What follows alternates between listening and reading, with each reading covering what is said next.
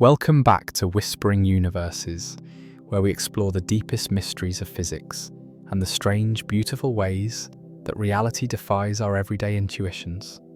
Tonight, we embark on a journey into one of the most profound discoveries in the history of human thought: the realization that time itself is not the rigid, universal backdrop we once imagined, but something far more flexible, far more mysterious, and intimately connected to space, motion, and gravity.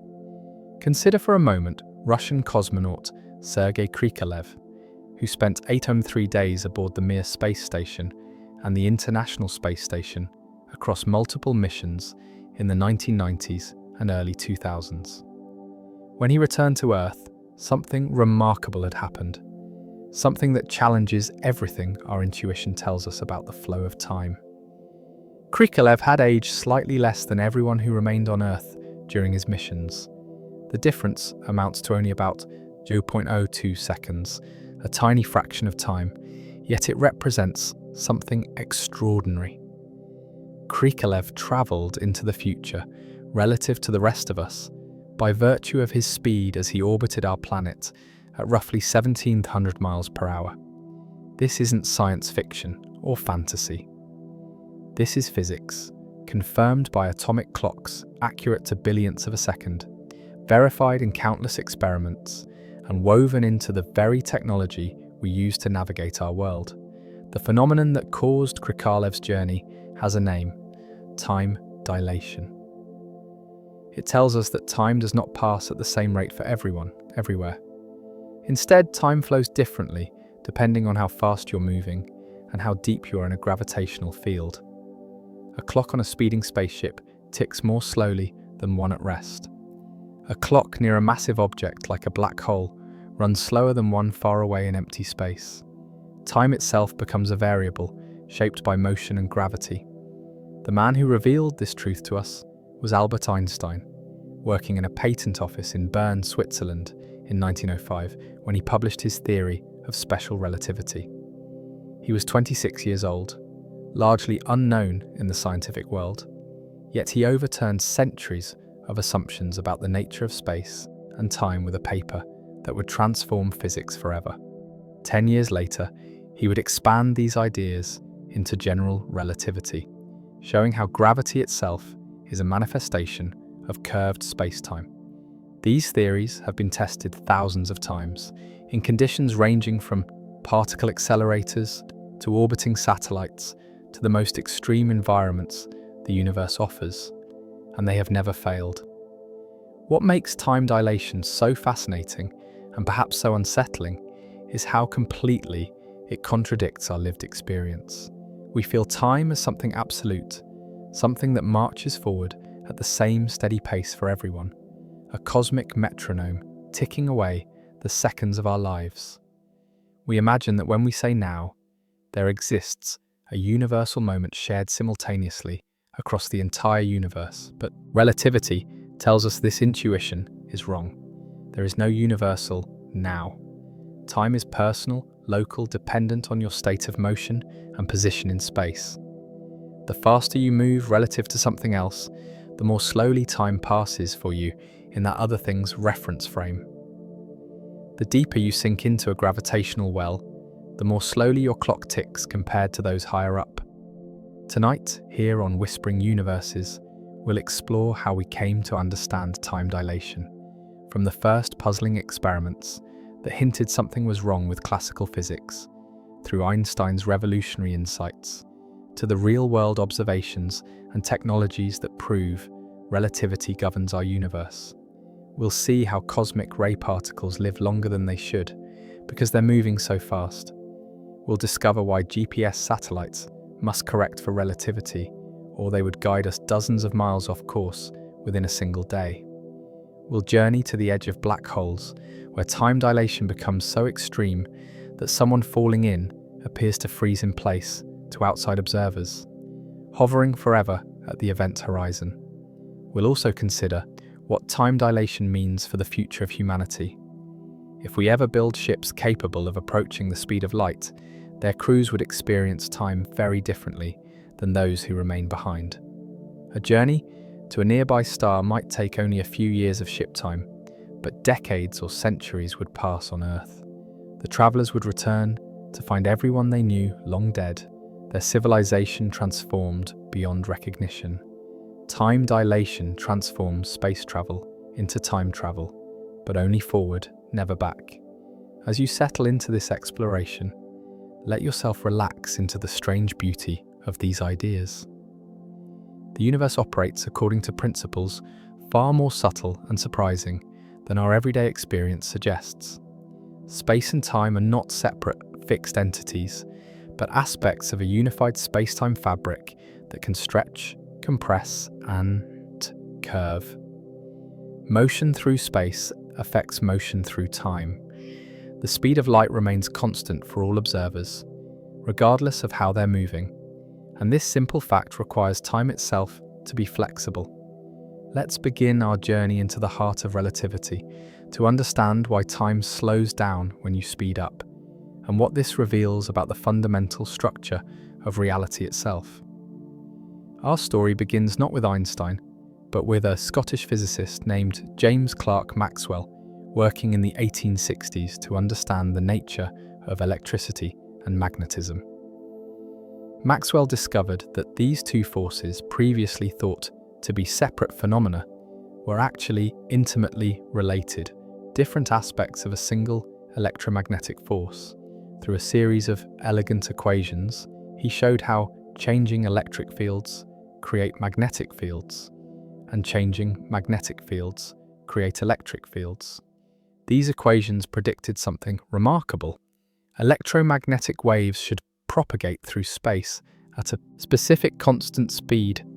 When Maxwell calculated this speed using the known constants of electricity and magnetism, he found it to be approximately 186,000 miles per second, or 300,000 kilometers per second. This was precisely the measured speed of light. The conclusion was inescapable. Light itself must be an electromagnetic wave, a self-sustaining oscillation of electric and magnetic fields rippling through space. This was one of the greatest unifications in physics, showing that light, electricity, and magnetism were all manifestations of the same underlying force. But Maxwell's equations contained a puzzle that would eventually lead to Einstein's revolution. The speed of light that emerged from Maxwell's equations appeared to be an absolute constant, not dependent on the motion of the source or the observer. This seems strange, even impossible, according to the physics of the time. After all, speeds should be relative. If you're on a train moving at 50 miles per hour and you throw a ball forward at 20 miles per hour relative to the train, someone standing on the ground sees the ball moving at 70 miles per hour. Velocities add together in a simple, intuitive way according to Galilean relativity, the framework that had governed physics since the 1600s.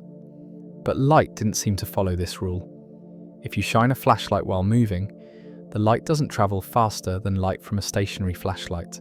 It always moves at the same speed, approximately 186 to 82 miles per second in a vacuum, a value so important it's given its own symbol in physics. C, from the Latin word celeritas, meaning swiftness. This constancy of light speed puzzled physicists deeply.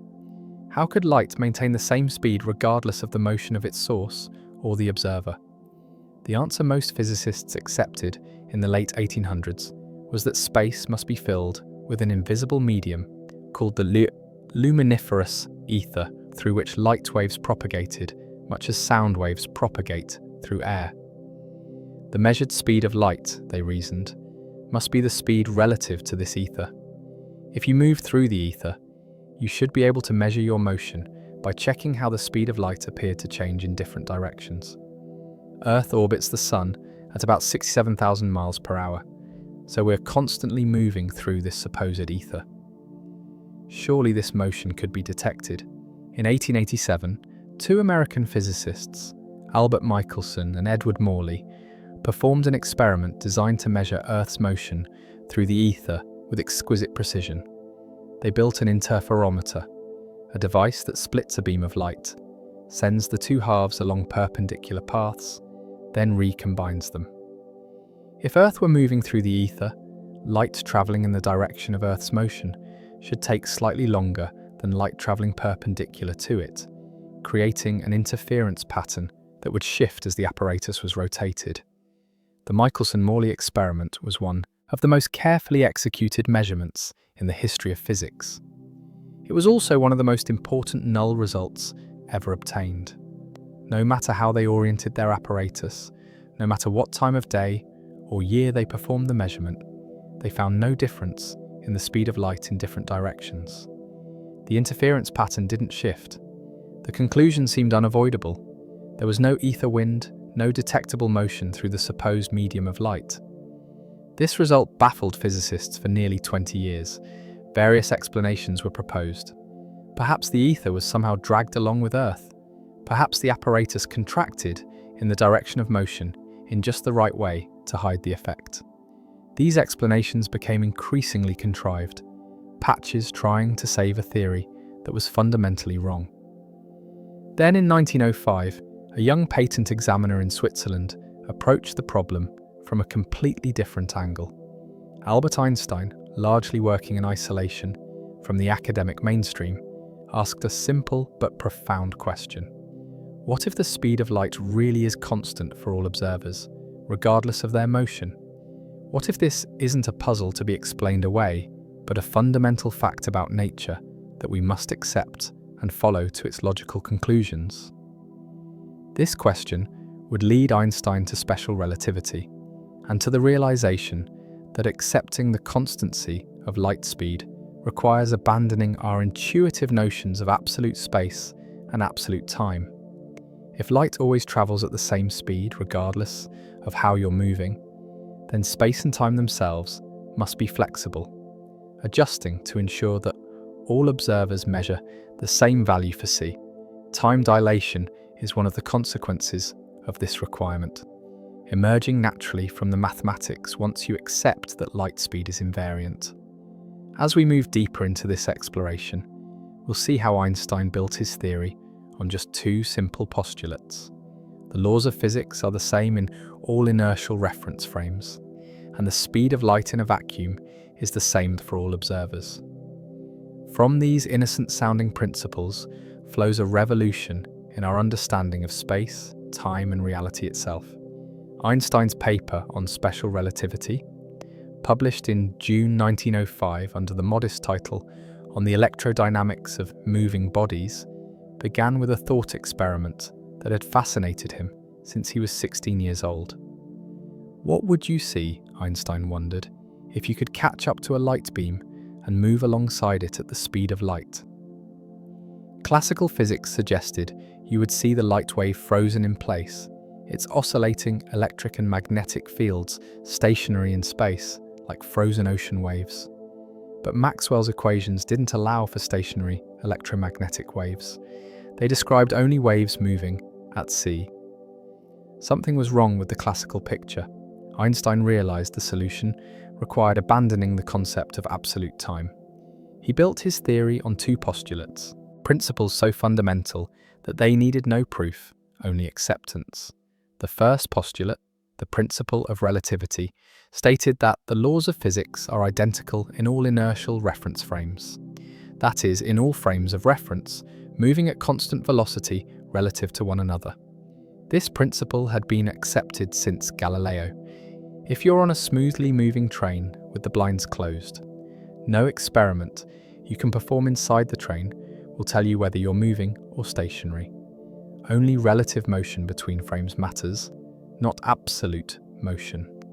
The second postulate was more radical. The speed of light in a vacuum is the same for all observers, regardless of the motion of the light source or the observer. This directly contradicted the intuitive Galilean addition of velocities. If I'm moving toward you and shine a light, you measure the light approaching at c. If I'm moving away from you and shine a light, you still measure it approaching at c, not at some reduced speed. Light speed is invariant, constant, absolute. These two postulates, Einstein showed, were sufficient to derive all of special relativity. but accepting them required profound changes to our concepts of space and time.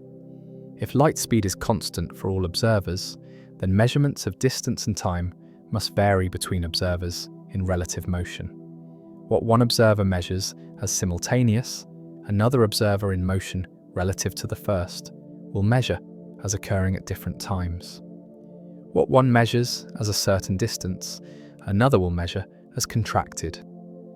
What one measures as a duration of time, another will measure as dilated, stretched out.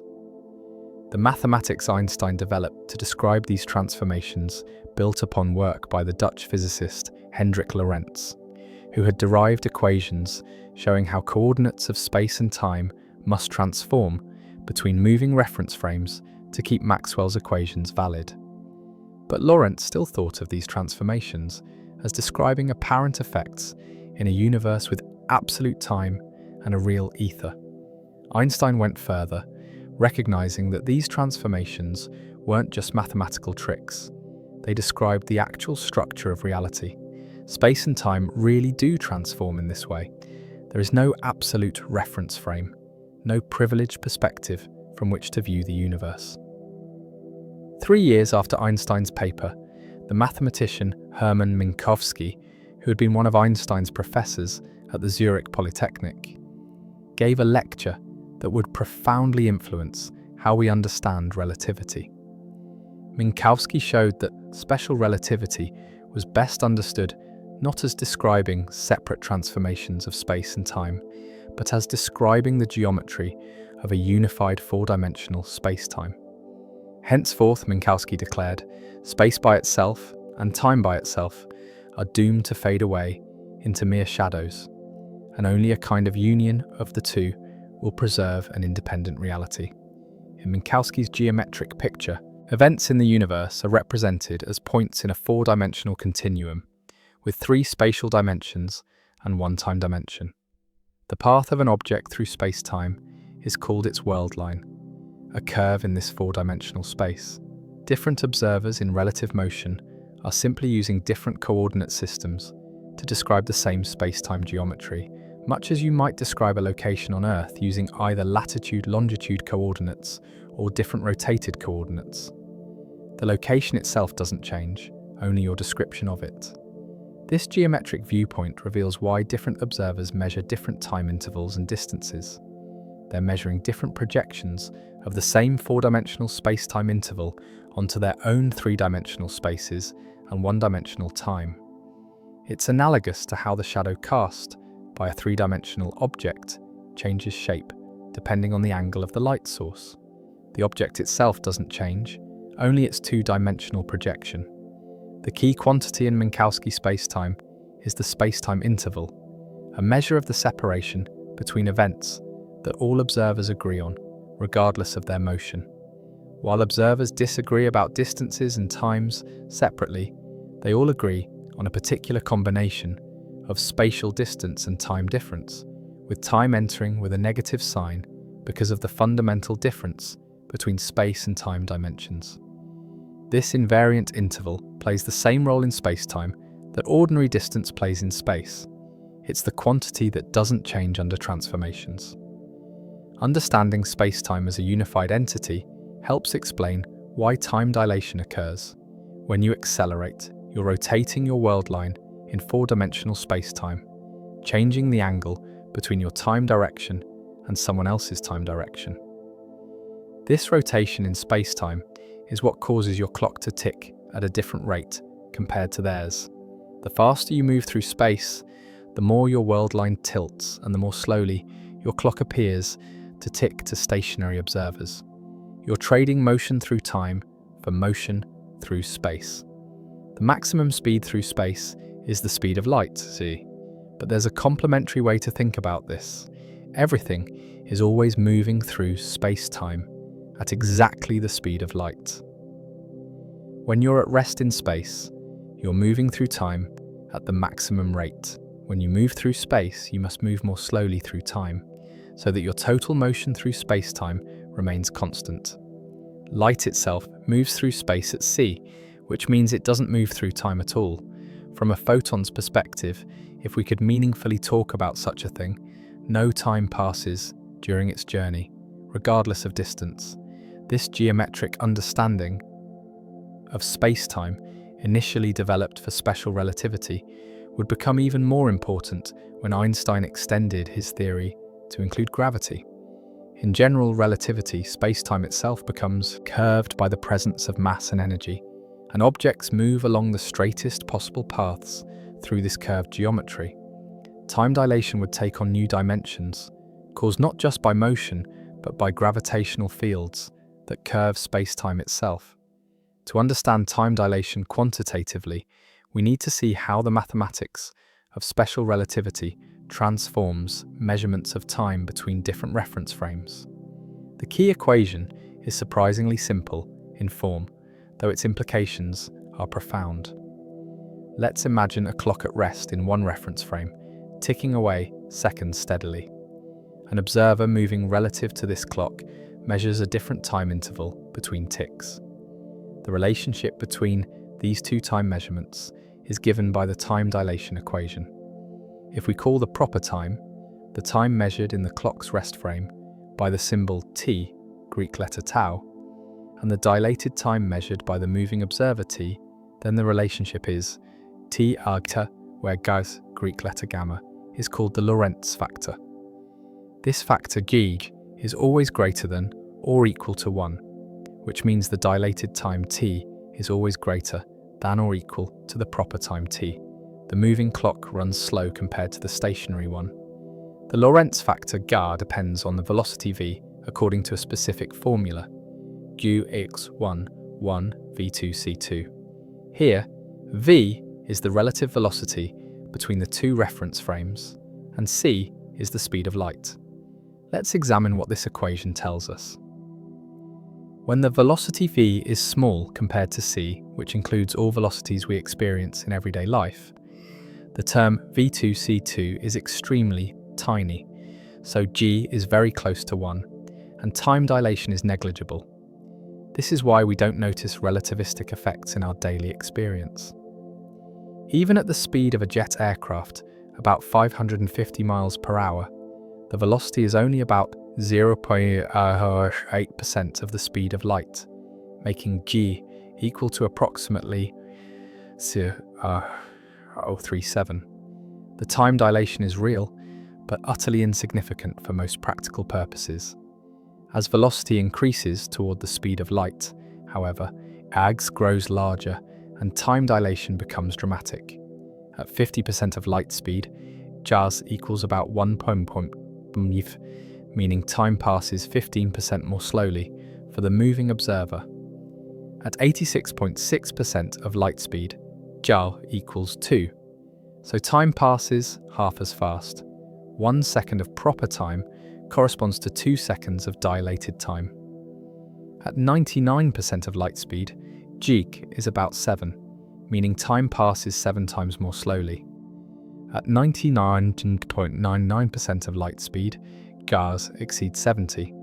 The relationship becomes asymptotic as V approaches.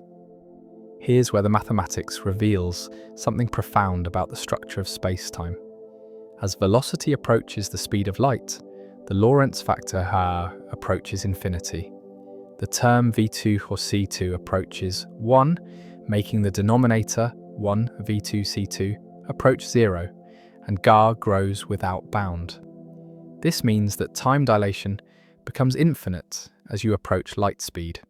A clock moving at exactly c, if such a thing could exist for an object with mass, would experience no passage of time at all. This is why nothing with mass can reach the speed of light. It would require infinite energy to accelerate to c, and time would stop in the object's rest frame. The mathematics also reveals the symmetry of time dilation, a feature that initially confuses many people. If observer A sees observer B moving at high speed and concludes that B's clock is running slow, then observer B, using exactly the same physics, sees A moving at high speed in the opposite direction and concludes that A's clock is running slow. Each observer sees the other's clock dilated. How can both be right? The answer lies in understanding that time dilation is a real effect. But it's also relative. It depends on your reference frame. There's no absolute sense in which one clock is really running slower than the other when they're in uniform relative motion. Each observer's conclusion is valid in their own reference frame. The apparent paradox resolves when you account for what's called the relativity of simultaneity. Events that observer A considers simultaneous are not simultaneous for observer B, and vice versa. When you properly account for this difference in simultaneity judgments, the observations are consistent. It's crucial to understand the distinction between proper time and coordinate time. Proper time is the time measured by a clock following a particular world line through space-time. It's the time that clock itself experiences. Coordinate time is the time assigned to events by a particular reference frame, a bookkeeping time used to label when things happen. Time dilation describes how coordinate time in one frame relates to proper time along a world line. The proper time along any world line is always the shortest time between two events connected by that world line. All other observers measure longer durations. We can visualize why this must be so by returning to the geometric picture of space-time. In special relativity with no gravity, space-time has a geometry described by Minkowski's metric. The proper time along a world line is the space-time analog of distance along a curve. In ordinary space, the shortest distance between 2 points is a straight line. In space-time, the world line with the maximum proper time between two events is the straight world line, the path of an observer in inertial motion. Any world line that accelerates or takes a non-straight path has less proper time. This is why the travelling twin in the twin paradox ages less. Their world line through space-time isn't straight, while the stay-at-home twins' world line is. The V2C2 term in the Lorentz factor also reveals something beautiful about the relationship between space and time. This term compares the square of velocity to the square of light speed. Velocity is distance divided by time. It has dimensions of length per time. Light speed c is the conversion factor between space and time in space-time geometry. The ratio Vc is dimensionless, a pure number telling you what fraction of light speed you're traveling. The V2C2 term then represents the fraction of your potential motion through space-time that's being directed into motion through space rather than time. As you move faster through space, this fraction increases, and correspondingly, you must move more slowly through time. When V equals c, you're moving entirely through space with no motion through time. You're on a light-like world line, the trajectory of a photon. For velocities less than c, you're on a time-like world line, moving partly through time and partly through space, with the balance determined by V2C2. Objects with mass are restricted to time-like world lines. Only massless particles can follow light-like paths. Understanding these equations and their implications prepares us to explore one of the most famous thought experiments in all of physics, the twin paradox. This scenario, though sometimes called a paradox, isn't actually paradoxical at all when properly understood using the framework of space-time geometry and time dilation. It reveals how profoundly relativity changes our conception of aging, simultaneity, and the passage of time itself. Imagine two twins, Alex and Jordan, both 25 years old. Alex decides to embark on a journey to a star system 10 light years away in a spaceship capable of traveling at 80% of the speed of light, while Jordan remains on Earth. According to classical physics, Alex would take 12.5 years to reach the destination and another 12.5 years to return, making the total journey 25 years. Both twins would be 50 years old when they reunite, but relativity tells a very different story. At 80% of light speed, the Lorentz factor equals approximately 167. This means that for every second passing on Alex's ship, 167 seconds pass on Earth in Jordan's reference frame. From Jordan's perspective, Alex's journey still takes 25 years of Earth time, 12.5 years each way at 80% of C. But from Alex's perspective, time on the ship passes more slowly. The 12.5 years of Earth time each way corresponds to only 12.5, 1.67 equals 7.5 years of ship time each way. Alex experiences a total journey of only 15 years, while Jordan experiences 25 years passing on Earth. When Alex returns, the twins meet again to compare their ages. Alex is now 40 years old, while Jordan is 50 years old. Alex has travelled into Jordan's future. This isn't science fiction or fantasy. This is what special relativity predicts, and the prediction has been verified in countless experiments with particles and even with atomic clocks carried on high-speed aircraft. The effect is real. But here's where many people get confused, leading to what's called the twin paradox.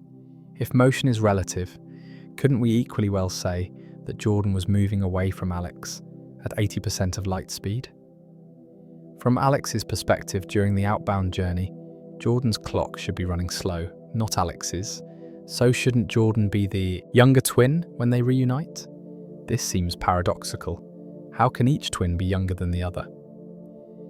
The resolution lies in recognizing that the situation isn't symmetrical. Alex and Jordan are not in equivalent situations. Jordan remains in a single, inertial reference frame for the entire 25 years, never accelerating.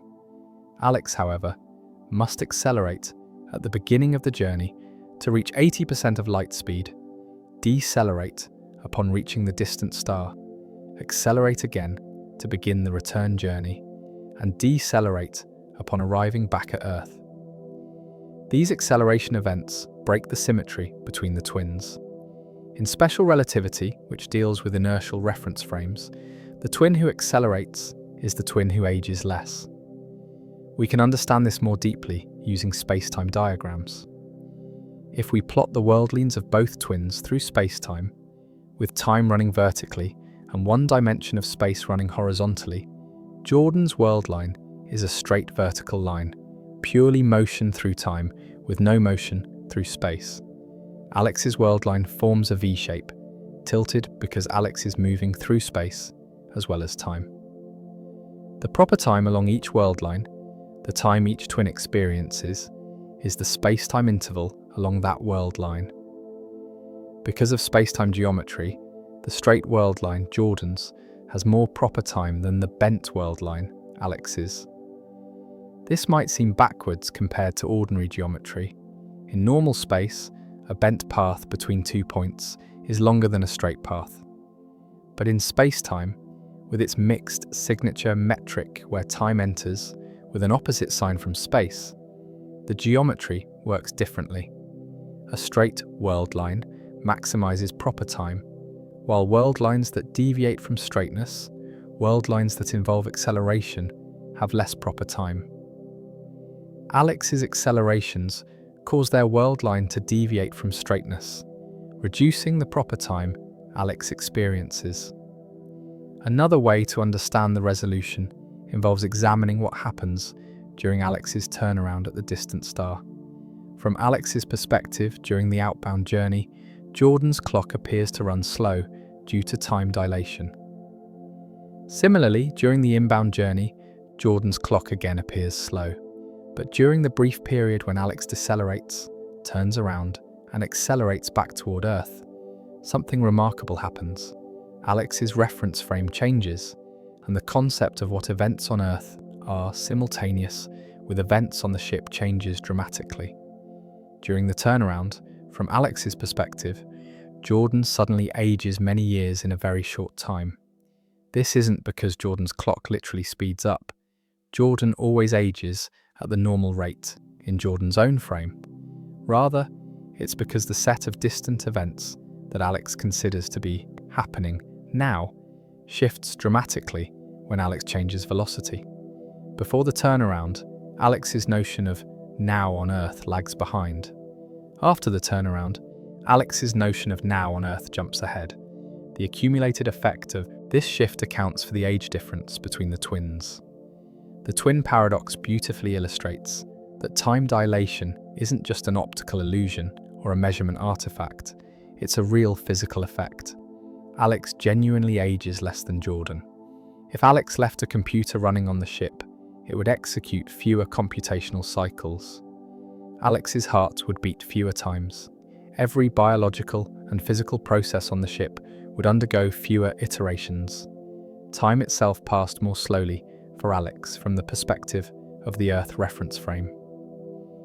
This has profound implications for space travel. Any future humans who travel to distant stars at relativistic speeds will become time travelers, moving into Earth's future. A journey to Proxima Centauri, our nearest stellar neighbour at 4.2 light-years away, could take just a few years of ship time at sufficiently high velocity, even though many years would pass on Earth. The travellers couldn't return to the Earth they left. Everyone they knew might be elderly or dead. They would be permanent immigrants to the future, severed from their own time by the journey through space. The twin paradox also reveals something about the absolute nature of acceleration. While velocity is relative, there's no absolute sense in which you're moving or stationary. Acceleration is absolute. You can tell when you're accelerating without reference to anything external. The experience of acceleration, the force you feel, is real and objective. It's this absolute nature of acceleration that breaks the symmetry in the twin paradox and determines which twin ages less. In general relativity, Einstein would later show that acceleration and gravity are intimately related through the equivalence principle. The time dilation, caused by acceleration in special relativity, has a counterpart in the time dilation caused by gravitational fields in general relativity. Both are manifestations of space-time geometry, different ways that the fabric of space-time can be curved or connected.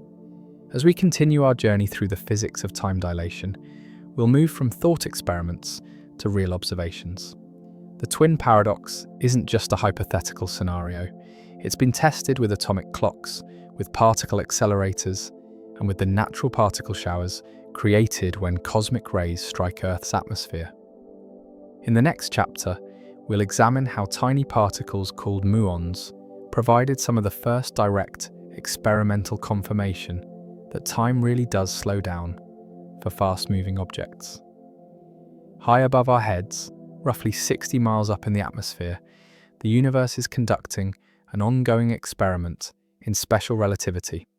Every second, countless cosmic rays, high-energy protons and atomic nuclei from deep space slam into atoms in the upper atmosphere at velocities approaching the speed of light. These collisions produce showers of secondary particles, including unstable particles called muons. These muons offer one of the most elegant and direct confirmations of time dilation available in nature, a phenomenon we can measure with relatively simple equipment. A muon is a particle similar to an electron, but about 200 times more massive.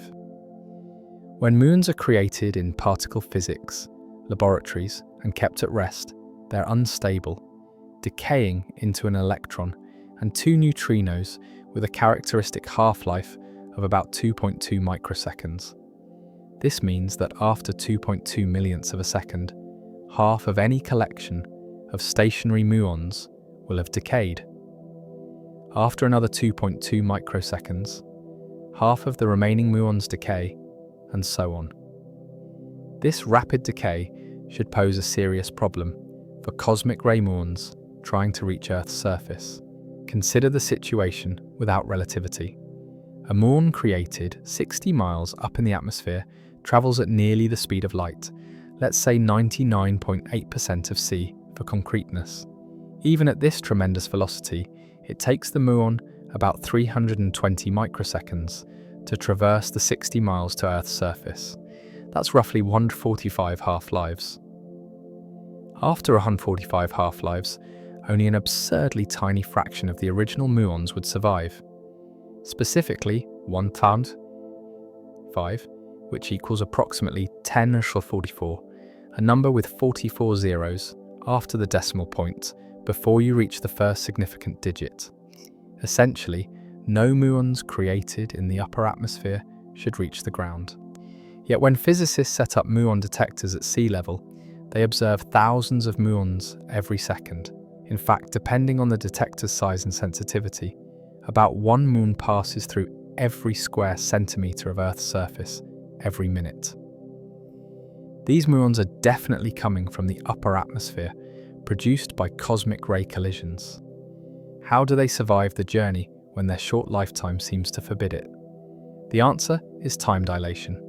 From our reference frame on Earth's surface, the muons are travelling at 99.8% of light speed, which gives a Lorentz factor GiG of about 15.8.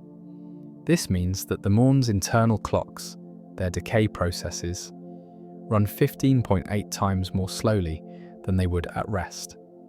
Instead of having a half-life of 2.2 microseconds in the Earth frame, the moving muons have an effective half-life of 2.2 plus 15.8 equals 34.8 microseconds.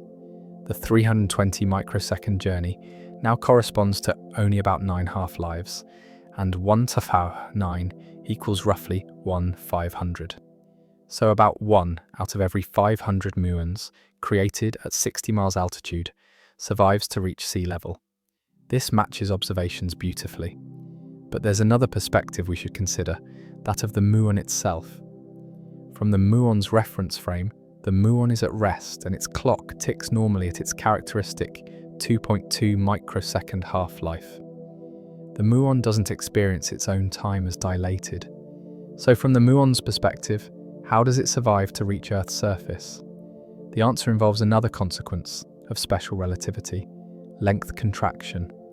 From the muon's reference frame, it's not the muon that's moving, but Earth rushing toward it at 99.8% of light speed.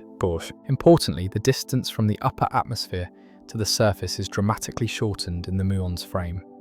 The Lorentz contraction formula shows that lengths in the direction of motion are reduced by a factor of due.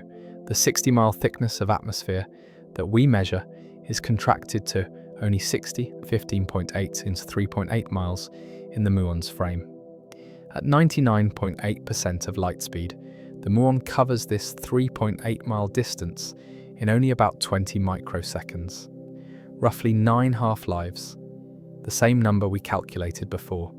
About 1 in 500 muons survives this journey time. This complementarity is one of the beautiful features of special relativity. Two different observers, using different reference frames, account for the same physical outcome: muons reaching Earth's surface in different but consistent ways. From Earth's frame, time dilation allows muons to live longer. From the muon's frame, length contraction reduces the distance to be travelled. Both perspectives are equally valid, and both predict the same survival rate. The muon experiment isn't just a theoretical calculation. It's been verified experimentally many times since the 1940s. Physicists have placed muon detectors at different altitudes and measured how muon flux decreases with depth into the atmosphere, confirming that the decay rate matches relativistic predictions precisely. They've also created muons in particle accelerators and measured their decay rates at different velocities, again confirming that faster muons live longer by exactly the factor Gorg predicted by special relativity. What makes the muon example so compelling is its directness. These aren't subtle effects requiring extraordinarily sensitive instruments.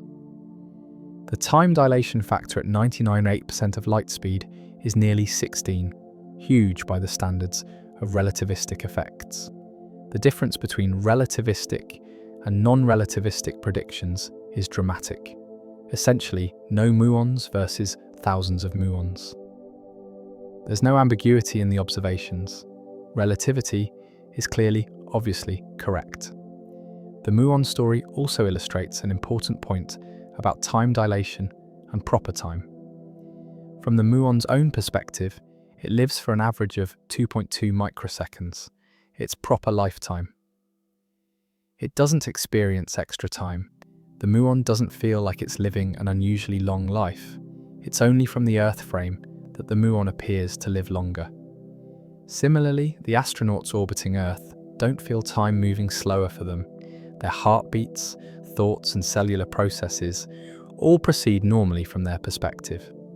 It's only when they return to Earth and compare clocks that the time dilation becomes apparent. This brings us to a subtle but important point. Proper time is what you actually experience along your world line through space-time. It's the time that matters for aging, for physical and biological processes, for consciousness and experience. Coordinate time in various reference frames is a bookkeeping device useful for making predictions and understanding observations, but not something you directly experience. You always age according to your proper time, the time read by a clock moving along with you. The muon example prepared physicists to think about even more practical applications of time dilation.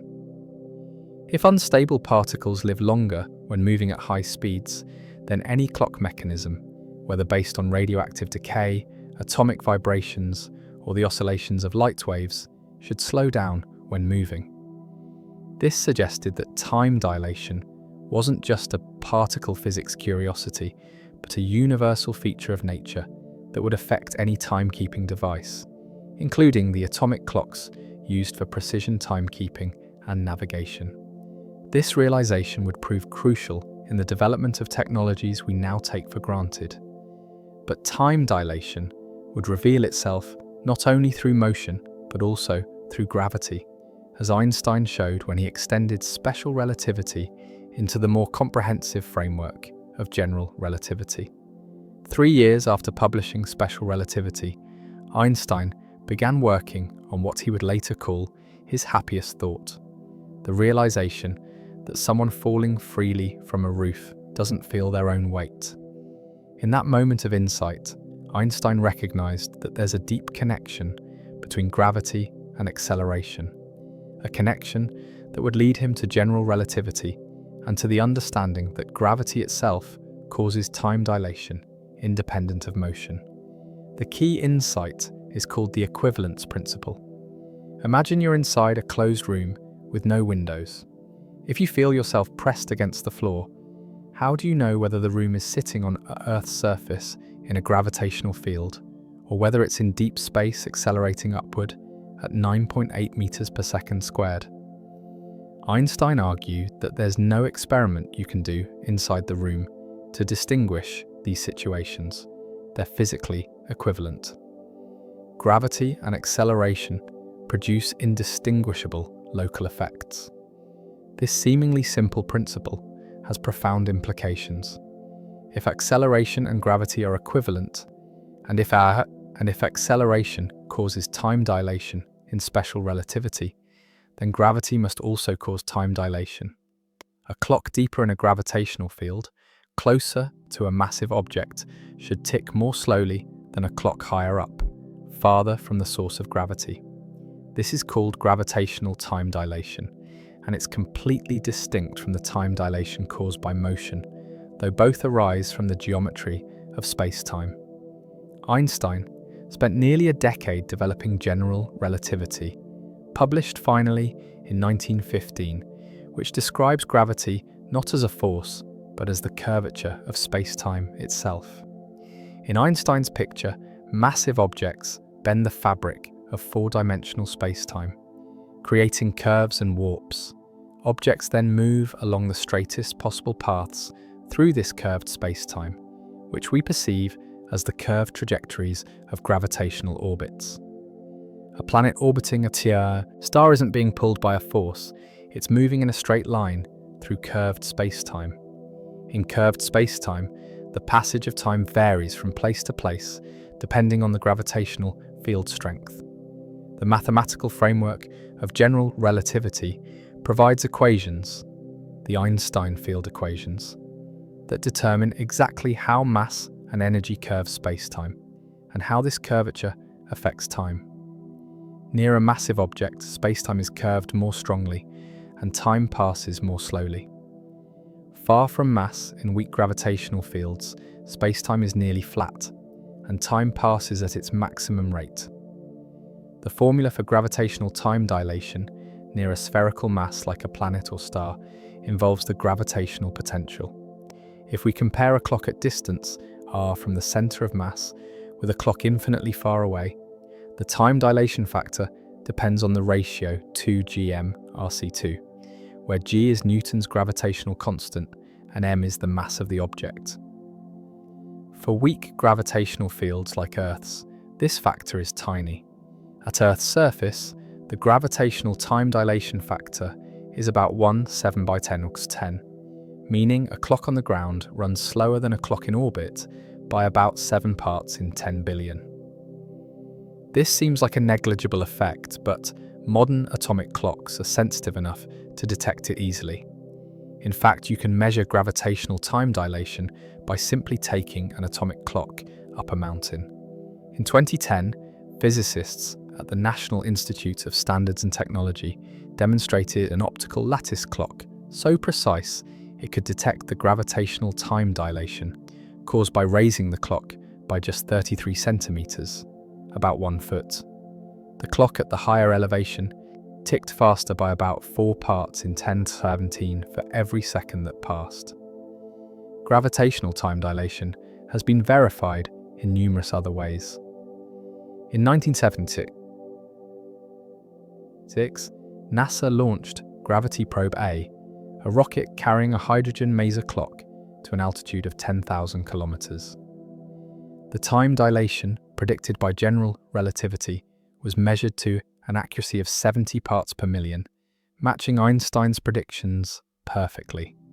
Even more precise tests have been conducted using signals from spacecraft throughout the solar system, comparing clocks on Earth with clocks on the spacecraft, and accounting for both motion-based and gravity-based time dilation. The combination of special and general relativistic effects becomes crucial for technologies that require precise timekeeping.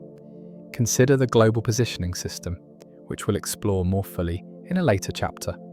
GPS satellites orbit Earth at an altitude of about 20,000 kilometers, traveling at roughly 14,000 kilometers per hour.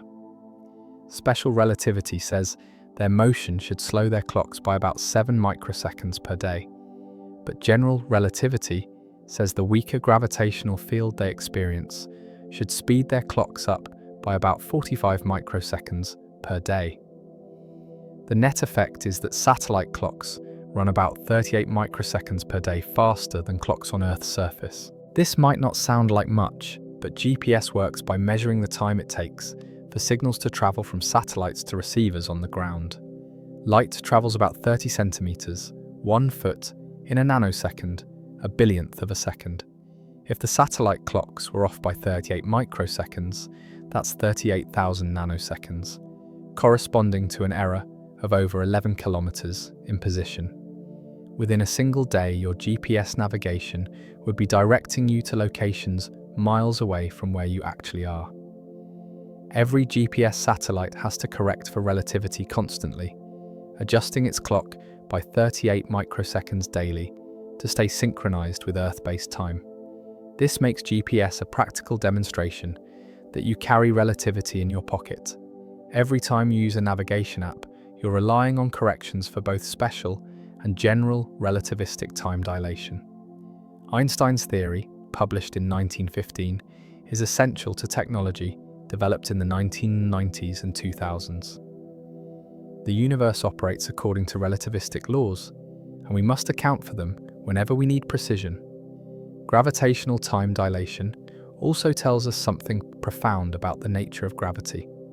The fact that time slows down deeper in gravitational wells means that different parts of space-time are experiencing time at different rates. This is fundamentally different from the gravitational force in Newtonian physics, which was thought to be an instantaneous interaction between masses. In general relativity, there's no instantaneous anything. The slowing of time in gravitational fields affects all processes, including the propagation of gravitational influences themselves. As we move through these explorations of time dilation, we see how the phenomenon appears in multiple contexts, from motion at high speeds, described by special relativity, to the presence of mass and gravitational fields, described by general relativity. Both are aspects of the same underlying reality, space-time geometry. Whether you're moving rapidly or sitting stationary in a gravitational field, time can flow at different rates for different observers or at different locations. The universe is far stranger and more flexible than our everyday experience suggests. Every human who has ever traveled to space has become a time traveler, moving into the future relative to those who remained on Earth, if only by milliseconds or fractions of a second. These tiny temporal journeys add up over the course of a space mission, creating measurable differences between astronaut time and Earth time. Among all spacefarers, Russian cosmonaut Sergei Krikalev holds a special record. He has traveled furthest into the future relative to the rest of humanity. Krikalev's career in space spanned from 1988 to 2005, during which he completed 6 separate missions to both the Mir space station and the International Space Station. In total, he spent 803 days, more than 2 years, in Earth orbit. Throughout this time, he was traveling at roughly 17,500 miles per hour, the orbital velocity necessary to maintain a stable orbit at the altitude of these space stations. This velocity is substantial by human standards, about 25 times faster than a rifle bullet, yet it's still only about 0.26% of the speed of light. The Lorentz factor at this speed is 1 plus 3.3 10 to 11, an almost imperceptibly small deviation from 1. But when you maintain this velocity for 803 days, approximately 69 million seconds, the time dilation accumulates. The special relativistic effect causes Krikalev's clock to lose about 0.2 seconds compared to Earth clocks. However, we must also account for general relativity. The ISS orbits at an altitude of about 400 kilometers, where Earth's gravitational field is weaker than at the surface. This altitude difference means that gravitational time dilation causes Krikalev's clock to gain about 0.033 seconds relative to Earth. Combining both effects, the loss from special relativity and the gain from general relativity, Krikalev has aged about 0.02 seconds less than he would have if he'd remained on Earth. 20 milliseconds is not a large amount of time. It's barely perceptible to human consciousness, shorter than the blink of an eye, yet it represents a genuine, measurable journey into the future. Krikalev returned to an Earth that was 20 milliseconds older than it would have been if time had passed identically for everyone. He attended meetings, celebrated birthdays, and continued his life alongside people who had aged infinitesimally more than he had. The effect is real, if subtle. Every astronaut who has flown aboard the space shuttle, Mir, or the ISS has experienced similar, if smaller, temporal displacements. American astronaut Peggy Whitson, who spent 665 days in space across 3 missions, has aged about 0.017 seconds less than she would have on Earth. The dozens of astronauts and cosmonauts who have spent months aboard the ISS have each gained some fraction of a second of youth, an exotic souvenir of their time in orbit that can't be displayed in a cabinet or hung on a wall. We can calculate what would happen for more extreme scenarios. Imagine an astronaut aboard a hypothetical spacecraft orbiting Earth at 10% of the speed of light, about 67 million miles per hour, far beyond current technology, but not violating any fundamental physics. At this velocity, the Lorentz factor G is about 1.05. If this astronaut maintained such an orbit for 1 year of ship time, they would return to find that Earth had aged by 1.05 years, or about 1 year and 44 hours. The effect becomes noticeable at these velocities. If we push to even more extreme speeds within our solar system, the effects grow. A spacecraft travelling at 50% of light speed for 1 year of ship time would correspond to about 1.15 years of Earth time, a difference of nearly 2 months. At 90% of light speed, 1 year of ship time equals 2.3 years of Earth time, a difference of about 15 months. The travelling astronauts would return to find more than a year had passed on Earth. Children grown taller, seasons cycled multiple times, world events they missed entirely. These scenarios remain in the realm of thought experiments, given our current propulsion technology. The fastest spacecraft we've ever built, the Parker Solar Probe, reaches speeds of about 430,000 miles per hour at its closest approaches to the Sun. Impressive by human standards, but still only about 0.064% of light speed. At such velocities, Parker Solar Probe experiences time dilation of only about 2 parts in 10 billion. Even operating for years, the accumulated temporal displacement would be measured in microseconds. Yet the principle remains, demonstrated in miniature by every astronaut who has flown. Motion through space trades motion through time. The faster you move spatially, the more slowly you move temporally, from the perspective of those you left behind. For astronauts, the effects are tiny because their velocities, while fast by human standards, remain minuscule compared to light speed. But the universe itself demonstrates time dilation at far more dramatic scales. Consider that every orbit represents a continuous trade-off between time passage and spatial motion. The ISS completes about 16 orbits per day, perpetually falling around Earth at 17,500 miles per hour. From the station's perspective, processes tick along normally. Hearts beat, thoughts flow, equipment operates. But integrated over months, the accumulated motion through space has measurably reduced motion through time. The astronauts aboard don't feel any different. They don't sense time passing more slowly. It's only when their atomic clocks are compared with Earth-synchronized clocks that the displacement reveals itself. This highlights a crucial aspect of time dilation. It's not something you experience directly while undergoing it. An astronaut in orbit doesn't feel time moving slower. A particle in an accelerator doesn't perceive its extended lifetime. You always experience your proper time as flowing normally, at 1 second per second. It's only in comparison with other reference frames, when worldlings diverge and then reunite, that differences accumulate and become measurable. The human body is, in a sense, a clock, a biological clock, measuring time through heartbeats, cellular divisions, neural oscillations, hormonal cycles. All these processes slow down in tandem when you're in motion or in a different gravitational field. You age more slowly, not because individual processes speed up or slow down relative to each other, but because time itself is passing at a different rate. Every clock, mechanical, atomic, biological, reads the same proper time along your world line. As we develop the capability to travel faster and venture deeper into the solar system, time dilation effects will become more significant. A journey to Mars at high speed might introduce noticeable temporal displacements. A mission to the outer planets could accumulate seconds or minutes of difference. And if we ever achieve the dream of sending craft to nearby stars at significant fractions of light speed, the effects would become profound. But we need not travel to the stars to observe dramatic time dilation. Nature provides it freely in the particle showers raining down from the atmosphere. In October 1971, physicists Joseph Haffel and Richard Keating conducted one of the most direct and elegant tests of both special and general relativity ever performed.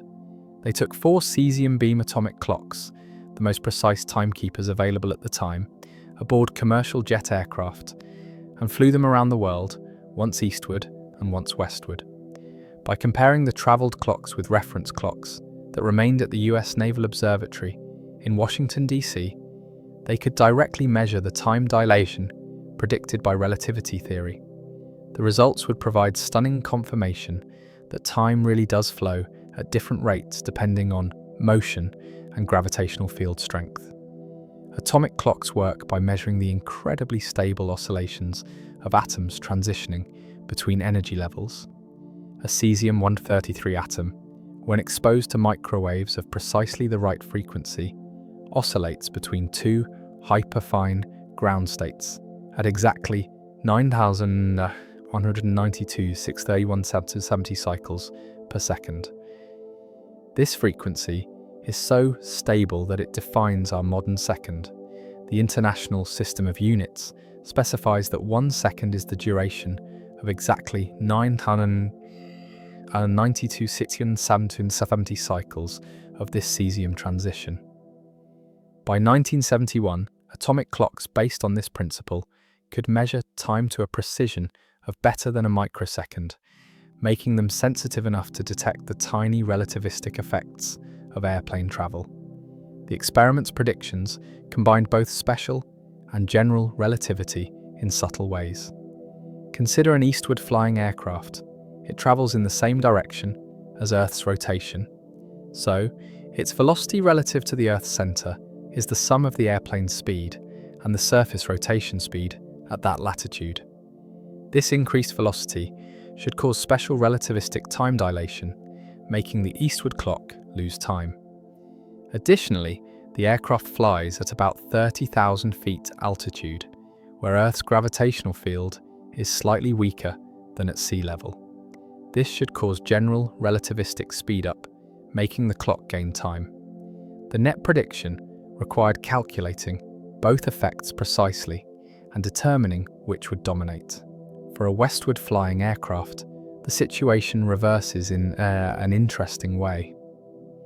The plane moves against Earth's rotation, so its velocity relative to Earth's center is actually slower than the velocity of the Naval Observatory spinning with Earth's surface.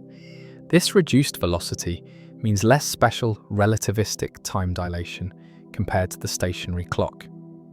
Meanwhile, the gravitational effect remains the same. The altitude still causes the clock to speed up. For the westward journey, both effects work in the same direction, causing the clock to gain time. Hafele and Keating's calculations, accounting for the specific flight paths, speeds and altitudes of the commercial jets they would fly on, predicted that the eastward flying clocks would lose about 40 nanoseconds compared to the stationary reference clocks, while the westward flying clocks would gain about 275 nanoseconds. These predictions, though tiny, nanoseconds are billionths of a second, were well within the measurement precision of cesium clocks. The experiment proceeded in 2 phases. In the eastward journey, Hafele and Keating flew from Washington to London, then through various locations back across the Atlantic. For the westward journey, they flew from Washington across the United States and the Pacific. Each flight segment introduced different velocities and altitudes, requiring detailed calculations to predict the accumulated effects. The physicists essentially sat in airplane cabins for days, carrying the world's most precise timekeepers in ordinary luggage, conducting a test of fundamental physics aboard commercial flights. When they returned and compared the travelled clocks with the reference clocks at the Naval Observatory, the results matched predictions remarkably well. The eastward flying clocks had lost 59 nanoseconds on average, compared to the predicted 40 nanoseconds within the experimental uncertainty. The westward flying clocks had gained 273 nanoseconds on average, compared to the predicted 275 nanoseconds, an almost perfect match. Einstein's theories, published decades earlier based on thought experiments and mathematical reasoning, had been confirmed by clocks in airline cabins. The Hafele-Keating experiment is beautiful in its directness. Unlike tests that require specialized equipment or occur at subatomic scales, this experiment used commercially available transportation and measured time differences in a straightforward comparison. Anyone with access to precise enough clocks could, in principle, verify relativity by flying around the world. The experiment democratizes relativity, showing it's not hidden away in exotic conditions, but present in ordinary jet travel. The experiment also demonstrated the importance of considering both special and general relativity together. Neither theory alone gives the complete picture. Special relativity, by itself, would predict that any moving clock slows down, but general relativity adds the crucial insight that gravitational field strength matters too. The interplay between these effects determines the net outcome. For the eastward journey, the effects partially cancel. For the westward journey, they reinforce each other. Since the Hafele-Keating experiment, numerous more precise tests have been conducted. In 1996, researchers flew atomic clocks aboard aircraft at various altitudes and speeds, measuring time dilation with even greater accuracy. Modern optical lattice clocks, which we'll explore later, have measured gravitational time dilation over elevation changes of mere centimeters. Every test continues to confirm relativistic predictions with increasing precision, leaving no doubt that time dilation is a fundamental feature of nature. The airplane experiments also illustrate the asymmetry between special and general relativity. In special relativity, time dilation from motion is reciprocal and symmetric.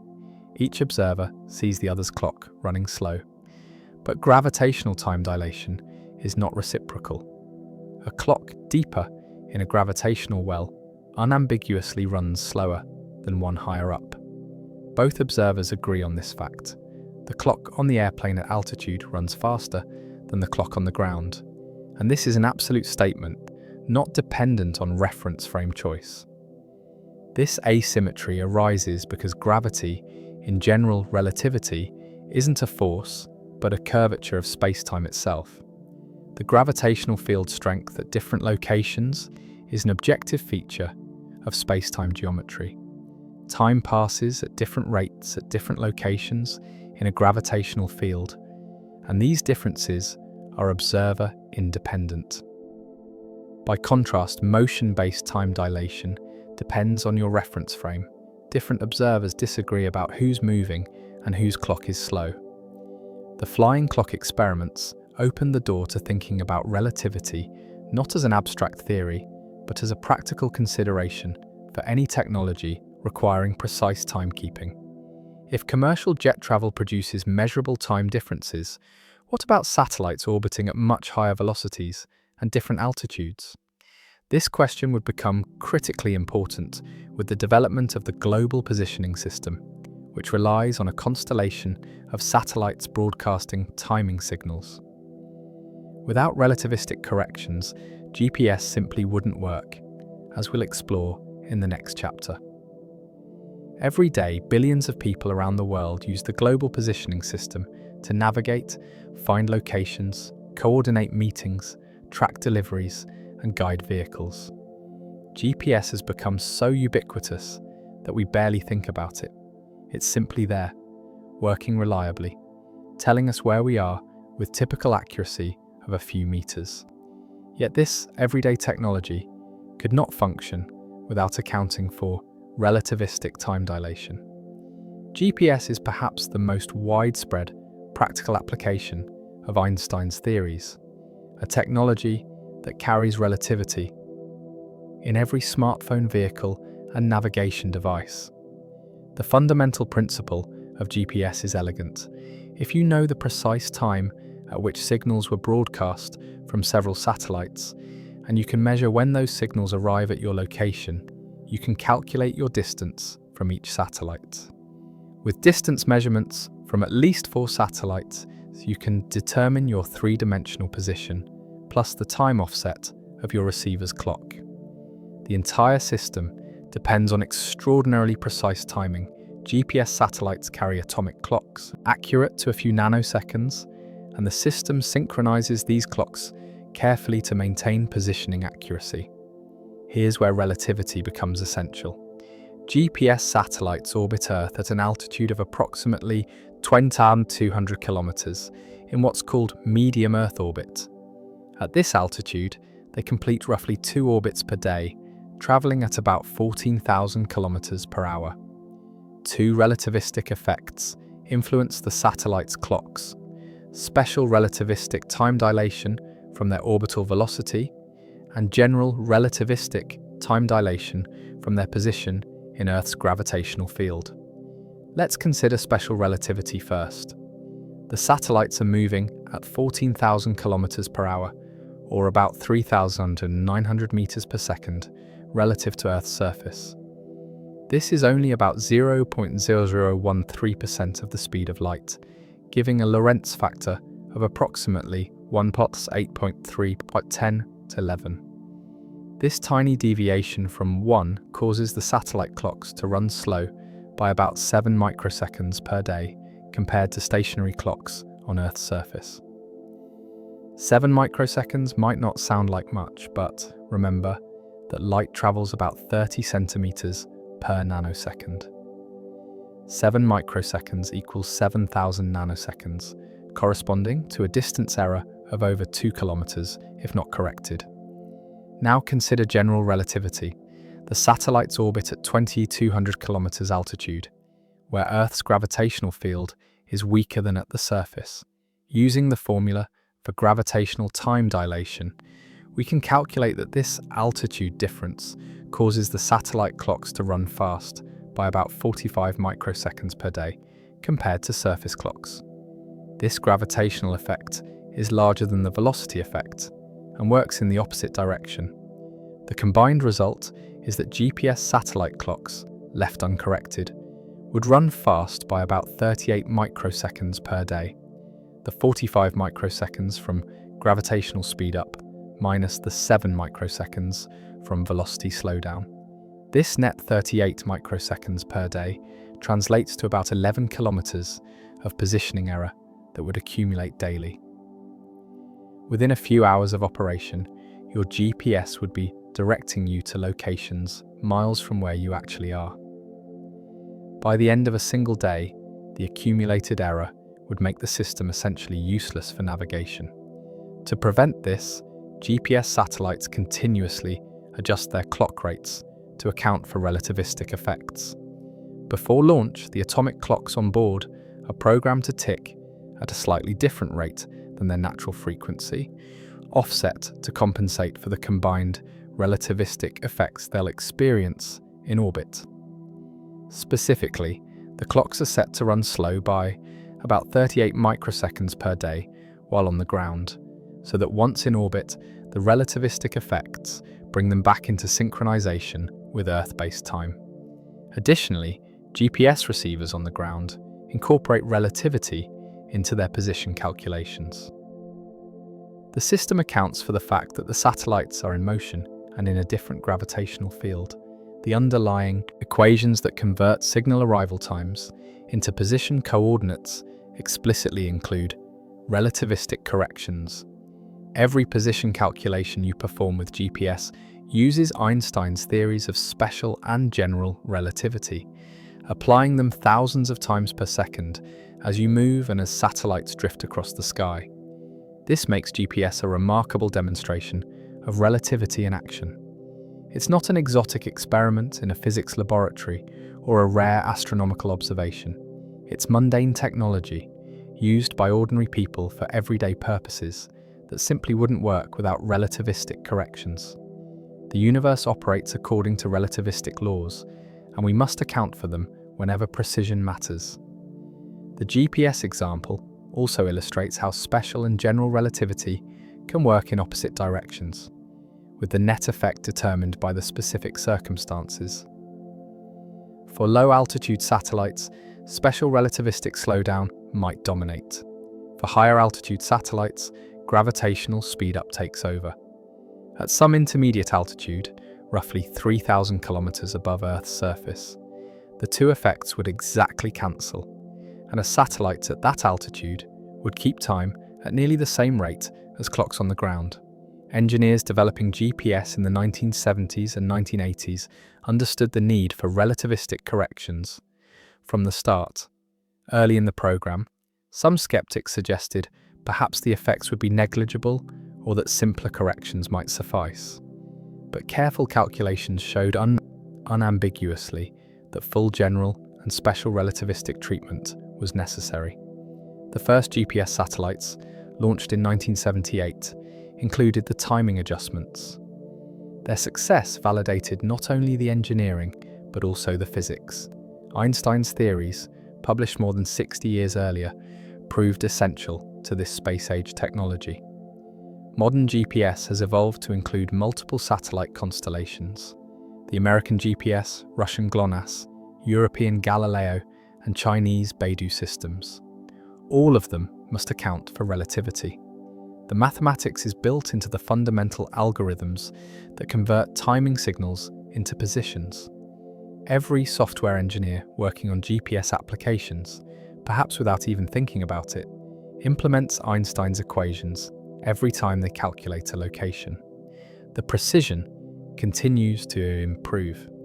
Newer GPS satellites and receivers achieve positioning accuracy of centimeters under ideal conditions. This requires even more careful relativistic corrections, accounting not just for the average effects, but for variations in satellite orbits, changes in altitude, and even the relativistic Doppler shifts of signals from moving satellites. As positioning technology advances toward millimeter-scale accuracy for surveying and scientific applications, relativistic effects that were once barely significant become critically important. GPS demonstrates a profound point. Relativity isn't just about extreme conditions, like black holes or speeds near light. It matters for satellites in ordinary Earth orbit, traveling at speeds we could, in principle, reach with conventional rockets. The effects are small but not negligible.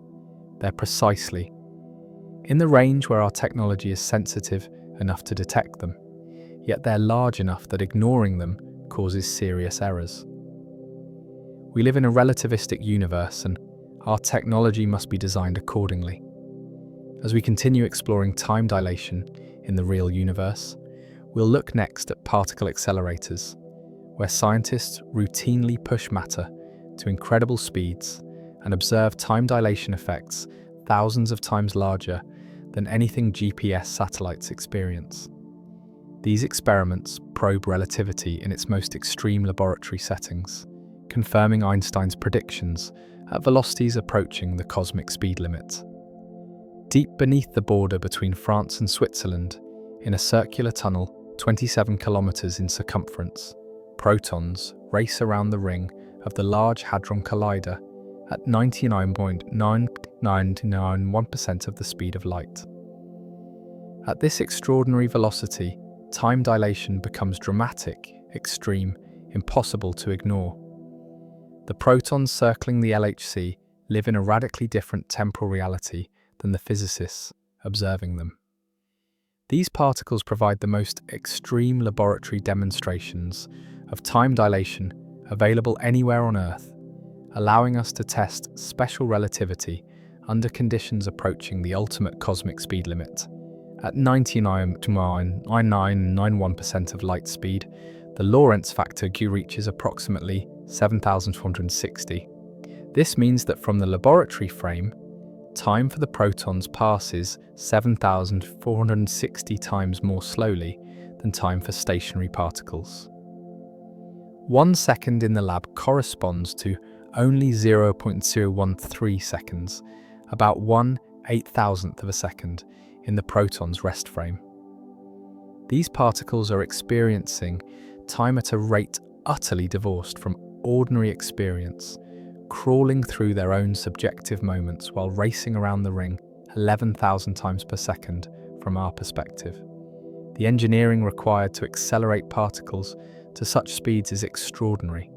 The LHC uses powerful, superconducting magnets cooled to 1.9 degrees above absolute zero, creating magnetic fields strong enough to bend the paths of near light-speed protons into a circular trajectory. Radio frequency cavities boost the protons' energy as they pass, adding acceleration in precisely timed pulses. The entire system must be synchronized to astonishing precision, accounting for relativistic effects at every stage. The time it takes for protons to complete one lap changes as they accelerate, requiring constant adjustments to the radio frequency timing.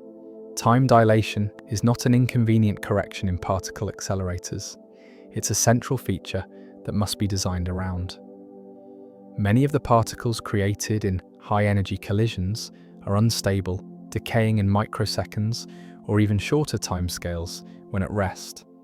But when accelerated to near light speed, these particles live much longer in the laboratory frame, allowing detectors to observe them and measure their properties. Without time dilation, many exotic particles would decay before traveling even millimeters from their creation point. With time dilation, they survive long enough to leave tracks in detectors, to reach measurement devices, to provide the data that reveals their nature. Consider pions, particles composed of a quark and an antiquark, commonly produced in particle collisions. A charged pion at rest has a lifetime of about 26 nanoseconds before decaying into a muon and a neutrino. At rest, travelling at some reasonable speed, a pion would travel at most a few meters before decaying, but accelerate a pion to 99% of light speed, giving it a G factor of about 22, and its lifetime extends to roughly 580 nanoseconds in the lab frame. During this extended lifetime, it can travel 170 meters, allowing it to traverse detector systems and provide measurable signals. The effects become even more dramatic for particles approaching even closer to light speed. At the Large Hadron Collider's maximum proton energy, particles can traverse the entire 27-kilometer ring while experiencing only about 3.6 millimeters of proper distance in their own frame. The length contraction is so extreme that the massive detector systems shrink to microscopic scales from the proton's perspective. A journey that takes 90 microseconds in the laboratory frame occupies only 12 nanoseconds of proper time for the proton. Particle physicists have been observing and accounting for time dilation since the early days of accelerator physics in the 1950s and 1960s. Every accelerator design, from small university machines to massive international facilities, incorporates relativistic dynamics. The equations governing particle trajectories, collision energies, and decay rates are fully relativistic. Classical Newtonian mechanics would predict wildly incorrect results at these speeds. Only Einstein's relativity describes the phenomena accurately. Time dilation in accelerators also demonstrates the fundamental connection between energy and mass revealed by special relativity. Einstein's famous equation, E or mc2, tells us that energy and mass are equivalent, convertible into one another. As particles accelerate, their kinetic energy increases, but this energy manifests not as increasing velocity, approaching infinity, but as increasing relativistic mass. The particles become harder and harder to accelerate further, requiring exponentially more energy to achieve each additional increment of speed. Approaching light speed asymptotically requires infinite energy, which is why nothing with mass can reach c. The Large Hadron Collider pushes this boundary about as far as current technology allows. Each proton in the LHC has a kinetic energy of about 6.5 trillion electron volts, or TeV. This is roughly 7,000 times the proton's rest mass energy. The protons are carrying 7,000 times more energy as kinetic energy than they possess simply by virtue of existing. Yet despite this enormous energy, they reach only 99.9991% of light speed, not 100%. The final gap to see is infinitely wide, unbridgeable, no matter how much energy you add. The cosmic ray particles we discussed earlier, raining down from space, sometimes carry even more extreme energies than anything we can produce in accelerators. The highest energy cosmic ray ever detected, dubbed the Oh My God particle, detected in 1991, had an energy of about 50 joules, roughly the kinetic energy of a baseball traveling at 60 miles per hour, concentrated in a single atomic nucleus. This corresponds to G factor of about 3 × 10^11. For this particle, time dilation was so extreme that it could cross the Milky Way galaxy, 100,000 light-years in diameter, in only about 1 month of its own proper time. The universe contracts to microscopic scales from such a particle's perspective. Accelerator experiments have tested special relativity across an enormous range of velocities and energies, from particles moving at modest fractions of light speed to particles pushing the absolute limit. Every measurement confirms Einstein's predictions. The Lorentz factor governs particle lifetimes, trajectories, and collision dynamics precisely as relativity predicts. Thousands of experiments over 7 decades, producing trillions of particle interactions, have never revealed a deviation from relativistic theory. These experiments also test the ultimate speed limit of nature. If particles could be accelerated past light speed, causality would break down. Effects could precede causes, creating logical paradoxes and violating the fundamental structure of physics. The fact that no amount of energy can push a particle past c tells us that the speed limit is absolute, woven into the fabric of space-time itself. Time dilation, approaching infinity as v approaches c, is nature's way of enforcing this limit, ensuring that the causal structure of the universe remains consistent. In 1974, astronomers Russell Hulse and Joseph Taylor discovered a remarkable object, a pulsar, a rapidly spinning neutron star emitting regular radio pulses in orbit with another neutron star in a binary system. This system, designated PSR B1913+16 and now known as the Hulse-Taylor binary, would become one of the most important natural laboratories for testing general relativity, providing evidence for gravitational waves and offering a spectacular demonstration of time dilation in extreme gravitational fields. Pulsars are the collapsed cores of massive stars that have exploded as supernovae, compressed to such incredible densities that a teaspoon of neutron star material would weigh about 1 billion tons. They spin at extraordinary rates. The pulsar in the Hulse-Taylor binary rotates 17 times per second and emit beams of radio waves from their magnetic poles. As the pulsar rotates, these beams sweep across space like lighthouse beams. When Earth lies in the path of a beam, we detect regular radio pulses with clock-like precision, making pulsars extraordinarily accurate natural timekeepers. The Hulse-Taylor pulsar orbits its companion neutron star once every 7.75 hours at a distance closer than the diameter of our Sun. The orbital velocity reaches about 300 kilometers per second at certain points, roughly 0.1% of the speed of light. The system's total mass is about 2.8 times the mass of our Sun, creating intense gravitational fields. These extreme conditions produce relativistic effects large enough to measure with precision using the pulsar's radio timing. Several relativistic phenomena affect the system's behavior, and we can observe them by carefully tracking the pulsar's arrival times over years and decades. First, there's time dilation from the pulsar's orbital motion. As the pulsar moves faster in its elliptical orbit, its clock slows down from our distant perspective. When it's at the point closest to its companion, periastron, moving fastest, we observe the greatest time dilation.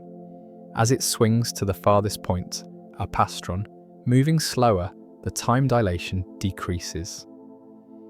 Second, there's gravitational time dilation. The pulsar experiences stronger gravitational fields when closer to its companion, causing additional time slowing. This gravitational effect combines with the velocity-based time dilation from special relativity, producing a complex pattern of timing variations that depend on the pulsar's position in its orbit.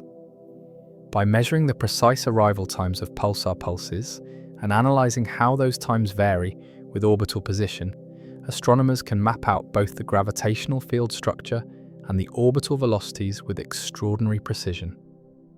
Third, the intense gravitational fields cause the orbit itself to precess.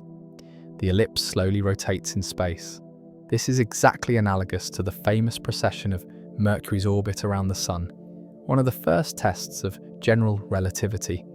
But in the Hulse-Taylor system, the precession is about 4.2 degrees per year, roughly 35,000 times larger than Mercury's precession. This makes it easy to measure and provides a powerful test of general relativity in strong field conditions. Perhaps most remarkably, the binary system loses energy over time, causing the orbital period to decrease. The two neutron stars are gradually spiraling closer together. By 2004, after 30 years of observations, the orbital period had decreased by about 40 seconds from its value in 1974. This energy loss matches perfectly the predictions of general relativity for gravitational wave emission. The accelerating masses in the binary system create ripples in space-time, gravitational waves that carry energy away from the system. This was the first indirect evidence for gravitational waves, 4 decades before the direct detections by LIGO beginning in 2015. The time dilation effects in the Hulse-Taylor system are substantial.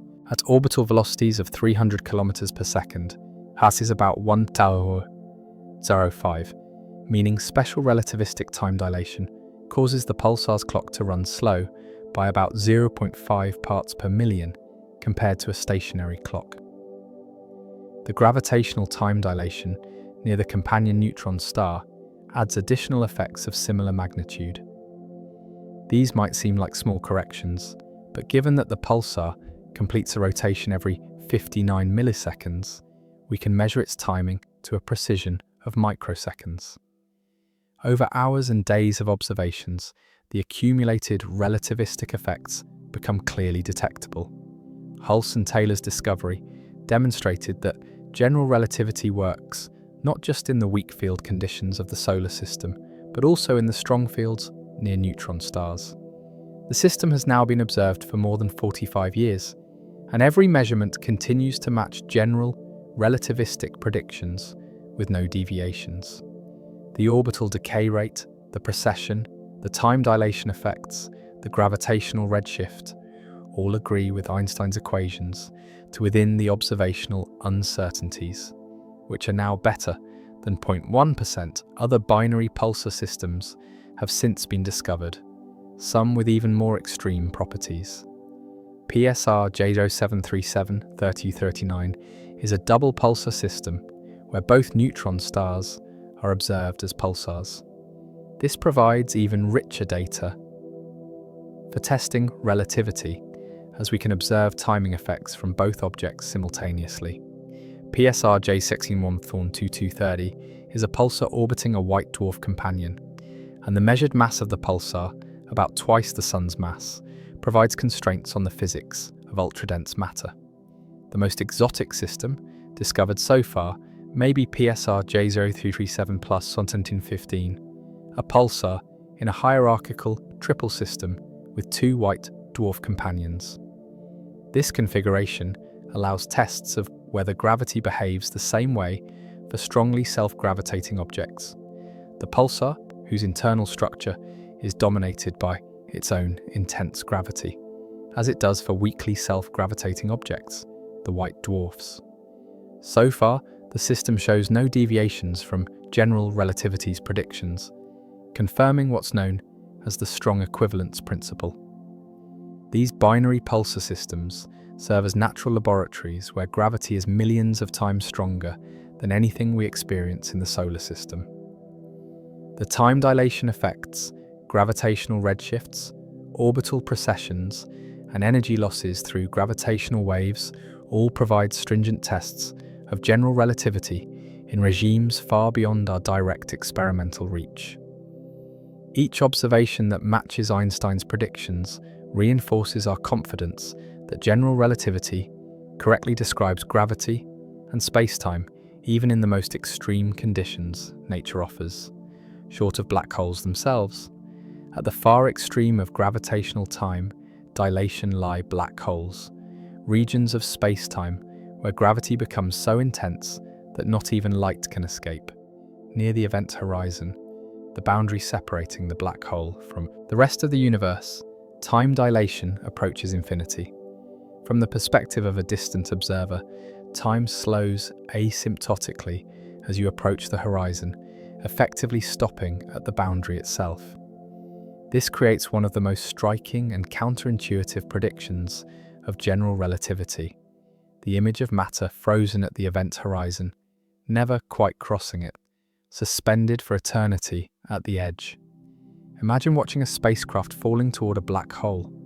From your safe distance, you see the craft falling inward, accelerating as gravity pulls it ever closer to the event horizon. But as it nears the horizon, something strange happens. The craft appears to slow down. Its descent becomes more and more gradual. The light from the craft becomes increasingly red-shifted, shifting toward longer wavelengths, first red, then infrared, eventually fading beyond detection. In the last moments before crossing the horizon, the craft appears to freeze, hovering just above the boundary, its image dimming and reddening until it disappears from view. From the spacecraft's perspective, however, the experience is entirely different. The crew experiences no slowing of time. Their clocks tick normally. Their hearts beat at regular intervals. From their viewpoint, they cross the event horizon in a finite, perhaps rather short, amount of their proper time. They don't hover at the boundary. They pass through it, continuing their fall toward the singularity at the black hole's center. The infinite time dilation exists only in the relationship between the infalling frame and the distant observer's frame. Each perspective is valid in its own reference frame, but they tell dramatically different stories about when or whether the horizon crossing occurs. This apparent contradiction reveals something profound about the nature of space-time near black holes. The event horizon is not a physical surface or barrier. It's a mathematical boundary in space-time, a point of no return where the escape velocity equals the speed of light. Once inside, all possible futures lead inward toward the singularity. The laws of physics don't change as you cross the horizon. Locally, you might not even notice when it happens, especially for supermassive black holes, where tidal forces at the horizon can be quite mild. But the global structure of spacetime has changed fundamentally. You've entered a region of spacetime that cannot causally communicate with the external universe. The time dilation near black holes can be calculated precisely using the Schwarzschild metric, the solution to Einstein's field equations for a non-rotating black hole. If you're hovering at a fixed distance or from a black hole of mass m, your clock ticks at a rate slower than a clock infinitely far away, by a factor of 1 to 2 gm RC2, where g is the gravitational constant and c is the speed of light. The quantity 2 gm C2 is called the Schwarzschild radius. It defines the size of the event horizon. As Hra approaches this value from above, the factor 1 2 gm RC2 approaches 0 and time dilation approaches infinity. For a black hole with the mass of our Sun, the Schwarzschild radius is about 3 kilometers. At a distance of 3.1 kilometers from the center, just 100 meters above the event horizon, a clock would tick at about 18% of the rate of a distant clock. Time would pass 5 times more slowly than far from the black hole. At 301 kilometers, just 10 meters above the horizon, the clock would tick at about 6% of the distant rate, 16 times slower. As you approach closer and closer, the factor shrinks rapidly towards 0. This extreme time dilation has remarkable implications. If you could somehow hover just above the event horizon of a black hole for what felt like 1 year in your reference frame, then return to Earth, you might find that thousands or even millions of years had passed on Earth, depending on exactly how close to the horizon you maintained your position. You would have traveled into Earth's far future through the extreme bending of time near the black hole. This is, in principle, a method for time travel, though one way, only forward, and requiring technology far beyond current capabilities to implement. The situation becomes even more exotic for rotating black holes, described by the Kerr metric rather than the simpler Schwarzschild solution. Rotation adds angular momentum to the black hole, creating a region outside the event horizon called the ergosphere, where space-time itself is dragged around with the black hole's rotation. Inside the ergosphere, it's impossible to remain stationary. You're inevitably swept around the black hole by the space-time current. Time dilation in the ergosphere combines the effects of gravity and the rotational frame dragging, producing complex patterns that depend on your distance from the horizon and your angular position. Real astrophysical black holes are thought to be rotating, often rapidly, having inherited angular momentum from the stars or accretion disks that formed them. The supermassive black holes at the centers of galaxies, some with masses billions of times the Sun's mass, may rotate at substantial fractions of the maximum rate allowed by general relativity. Near such black holes, time dilation effects would be profound, allowing hypothetical observers to experience vastly different time flows depending on their orbital parameters. We've observed indirect evidence for these time dilation effects in astrophysical systems. When matter falls onto a black hole through an accretion disk, it heats up and emits X-rays. The spectral features of this X-ray emission show patterns consistent with general relativistic time dilation and gravitational redshift from material orbiting close to the event horizon. The iron lines in X-ray spectra, in particular, show characteristic broadening and skewing that can only be explained by including time dilation and other relativistic effects from the intense gravitational fields near the black hole. The Event Horizon Telescope, which produced the first direct images of black hole shadows in 2019 and 2022, observed light from material orbiting close to the event horizons of the supermassive black holes in galaxy M87 and our own Milky Way. The modelling required to interpret these images includes full general relativistic ray tracing, accounting for how light paths bend in curved spacetime, and how time dilation affects the observed frequencies and brightnesses of emission. The agreement between observations and general relativistic models provides yet another confirmation that Einstein's theory correctly describes even these extreme environments. Black holes represent the ultimate limit of gravitational time dilation in the universe.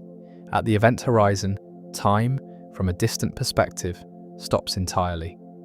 Beyond this boundary, our conventional notions of space and time break down, and we enter a regime where general relativity predicts singularities, regions where space-time curvature becomes infinite. Most physicists believe that singularities represent the limits of general relativity itself, points where quantum effects of gravity must become important, but where we don't yet have a complete theory to describe what happens. The interior of black holes remains one of the deepest mysteries in physics, a frontier where relativity meets its own boundaries. The speed of light, approximately 299,7248 meters per second in a vacuum, occupies a unique place in physics. It's not merely the speed at which light happens to travel, but a fundamental constant of nature, the maximum speed at which any information, any influence, any cause can propagate through space. The symbol c represents not just a velocity, but a conversion factor between space and time, the speed limit woven into the structure of space-time itself. Nothing with mass can reach this speed, and understanding why reveals profound truths about energy, time, and the nature of reality. The prohibition against reaching light speed emerges naturally from the mathematics of special relativity. As we've seen, the Lorentz factor, Gauss 1, 1, V2C2, determines how much time dilates and how much mass energy increases with velocity. As V approaches c, this factor approaches infinity. This means several quantities become infinite. The time dilation factor, the energy required to continue accelerating, and the effective mass of the moving object. To actually reach light speed would require infinite energy, which is impossible. The total energy of the entire universe is finite. We can understand this through the relativistic relationship between energy, momentum, and mass. In special relativity, the total energy, E of a particle, is related to its momentum p and rest mass m by the equation 2x pc2 plus mc22 for a particle at rest p equals 0, and this reduces to Einstein's famous E to mc2, telling us that even at rest, mass possesses energy. As the particle accelerates and gains momentum, its total energy increases. The kinetic energy is the difference between total energy and rest energy.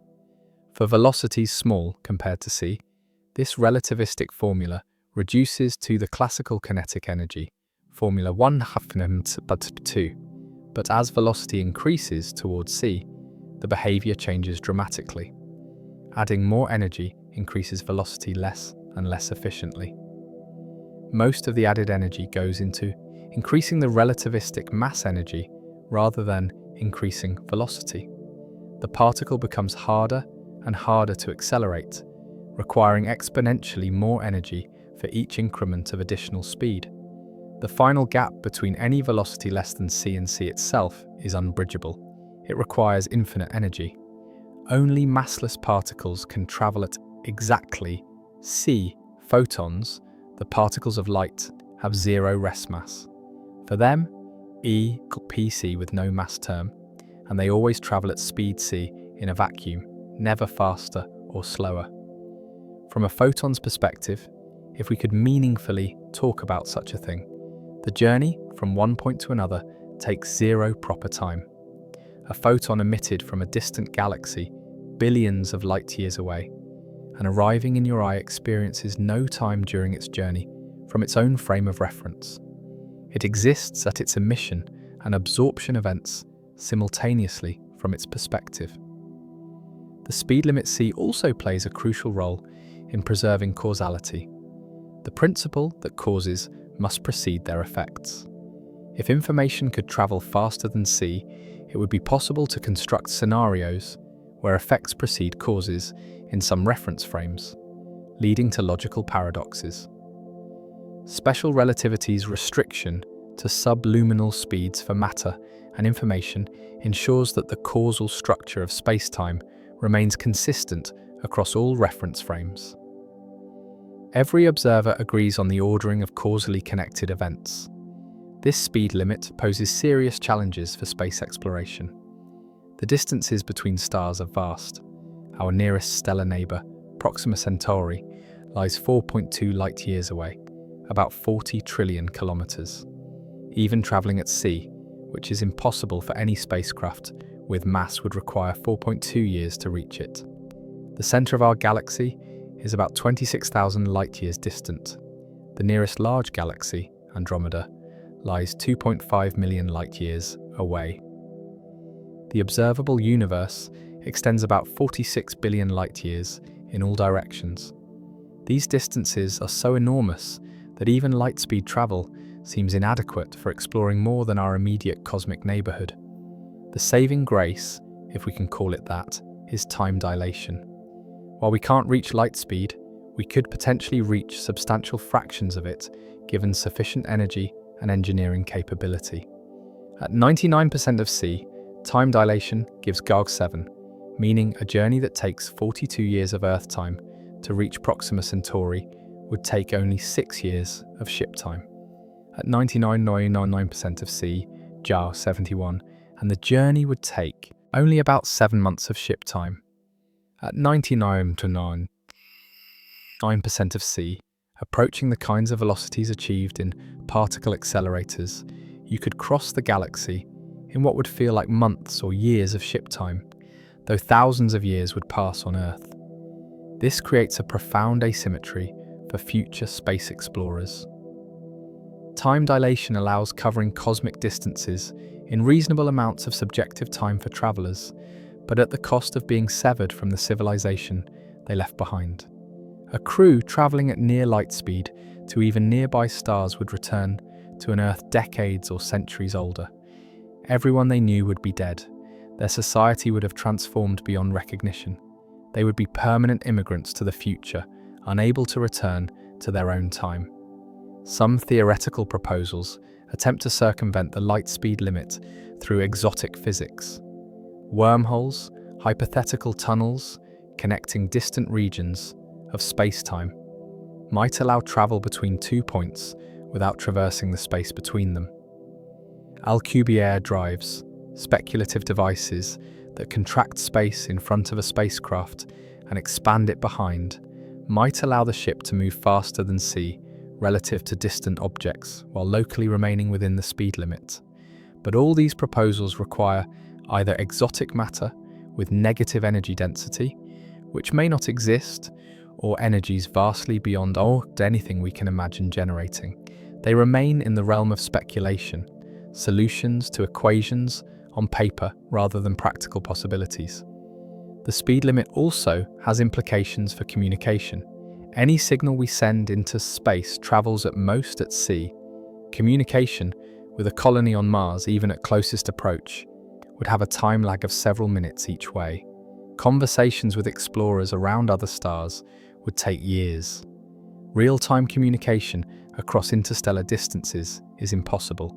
Any civilization stretching across multiple star systems would be fragmented by light-speed communication delays, unable to maintain coherent, synchronized governance or culture.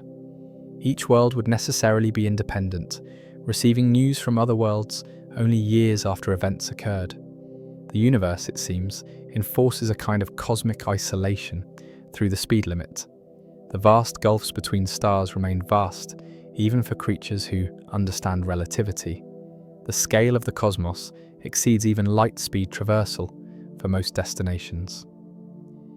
We are confined by the structure of space-time itself to a neighborhood, able to venture outward only slowly, generation by generation, or at the cost of temporal displacement.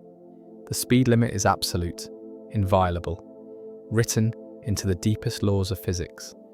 And yet understanding time dilation, energy-mass relationships, and space-time geometry is one of the great triumphs of human thought, revealing the universe as it truly is rather than as our intuitions suggest it should be. In 1950, physicist Enrico Fermi posed a question that has haunted astrobiology ever since. Where is everybody? If intelligent life is common in the universe, if civilizations have arisen on even a small fraction of the billions of planets in our galaxy, then why haven't we detected any signs of them? Why do we see no megastructures, receive no signals, find no evidence of visitation or colonization? The apparent absence of extraterrestrial civilizations, despite conditions that seem favorable for their emergence, is known as the Fermi paradox. Time dilation offers partial insights into this puzzle, revealing how the physics of space travel shapes what's possible for expanding civilizations. Consider a civilization attempting to colonize the galaxy using relativistic spacecraft. At high velocities approaching c, time dilation would allow crews to traverse enormous distances in subjective timeframes, short enough to complete within a single generation. A ship traveling at 99.9% of light speed could reach stars dozens of light years away in just months or years of ship time. This seems to make interstellar colonization feasible from the traveler's perspective. But there's an asymmetry that complicates this picture. While the crew experiences short journeys, the civilization they left behind ages normally. A mission to a star 50 light-years away at 99.9% of c takes about 50 years of Earth time, even though the crew ages only about 2 years. When the mission sends back information or requests assistance, the transmission travels at light speed, taking another 50 years to return. The round-trip time for communication, question and answer would be a century. The civilization that launched the mission might have transformed dramatically or even collapsed by the time they receive word of the mission's success or failure.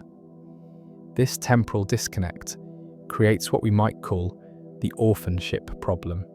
Each relativistic vessel becomes temporally isolated from its origin, unable to maintain meaningful dialogue or receive updated instructions. The ships must be entirely self-sufficient, carrying everything needed not just for the journey, but for establishing a new settlement without real-time support.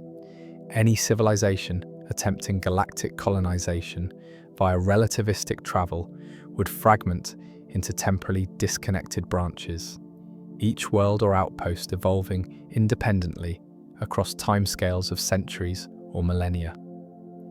Time dilation also affects the pace of colonization. If we imagine a wave of expansion spreading through the galaxy, with ships launching from each newly settled world to more distant targets, the wave advances at some fraction of Siaz, measured from any given reference frame. But from the perspective of the expanding civilization as a whole, considering all the reference frames of all the ships and colonies, the picture becomes complicated. Different colonies exist at different points in their local timeline. A colony 100 light-years from Earth might be technologically advanced in their local present, but their present corresponds to Earth's past by 100 years due to the finite speed of light. There's no universal now for a galaxy-spanning civilization. Moreover, the energy requirements for relativistic travel remain enormous. Accelerating a spacecraft to 99% of c requires kinetic energy comparable to its rest mass energy, essentially EMC2. For even a modest spacecraft weighing 1,000 tons, the kinetic energy at 99% of c exceeds the total energy output of human civilization for years. Achieving velocities of 99.9% or higher multiplies the energy requirement further. Unless a civilization can access truly vast energy sources, perhaps harvesting substantial fractions of their star's output through megastructures like Dyson swarms, relativistic interstellar travel remains prohibitively expensive. This suggests a possible partial resolution to the Fermi paradox. Perhaps interstellar colonization is simply much harder and slower than optimistic estimates suggest. Even with relativistic travel reducing subjective journey times, the objective times, energy costs, and temporal fragmentation might make galactic-scale expansion rare.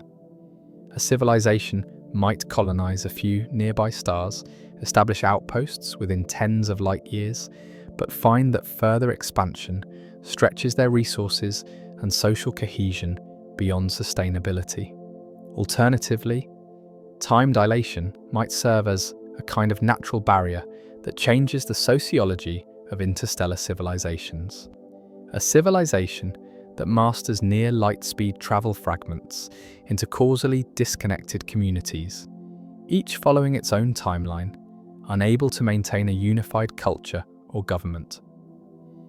Without faster-than-light communication, which physics seems to forbid, the light-speed delay in information transfer makes coordination across interstellar distances essentially impossible.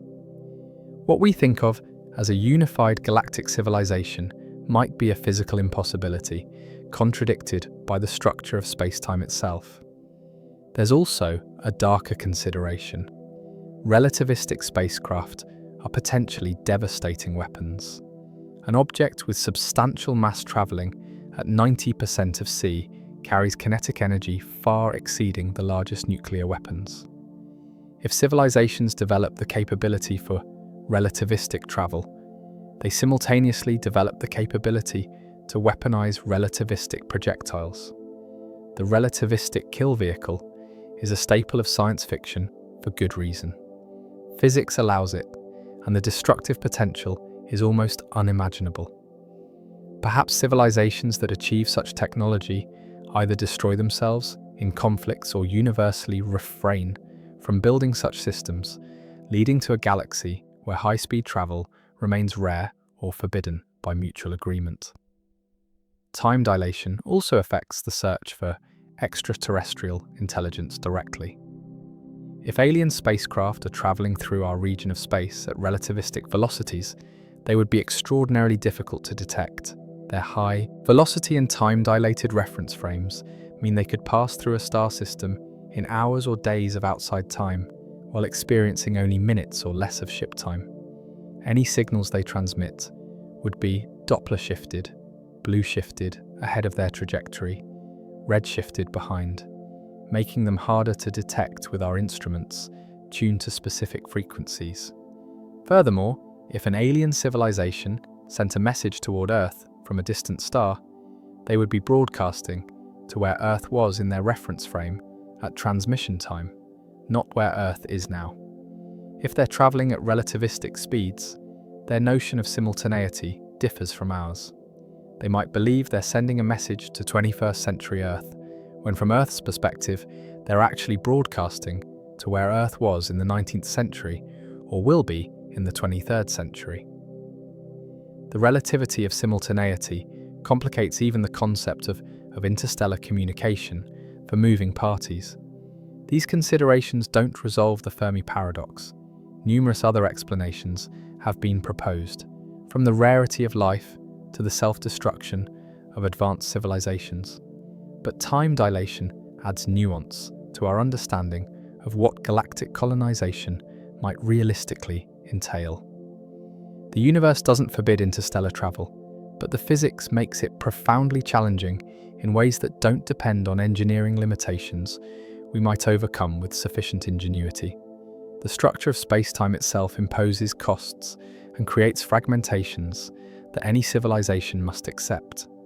Perhaps the galaxy is colonized, but in a sparse, fragmented way, with isolated outposts separated by centuries of communication time, each evolving independently. Perhaps we simply haven't existed long enough as a technological civilization to be noticed or reached. Or perhaps we're observing the universe during an epoch when intelligence is rare, and the galaxy will bustle with activity millions of years hence.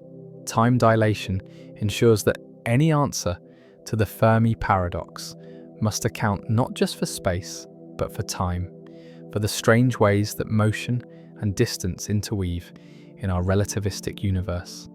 The story of time dilation is inseparable from the story of increasingly precise clocks.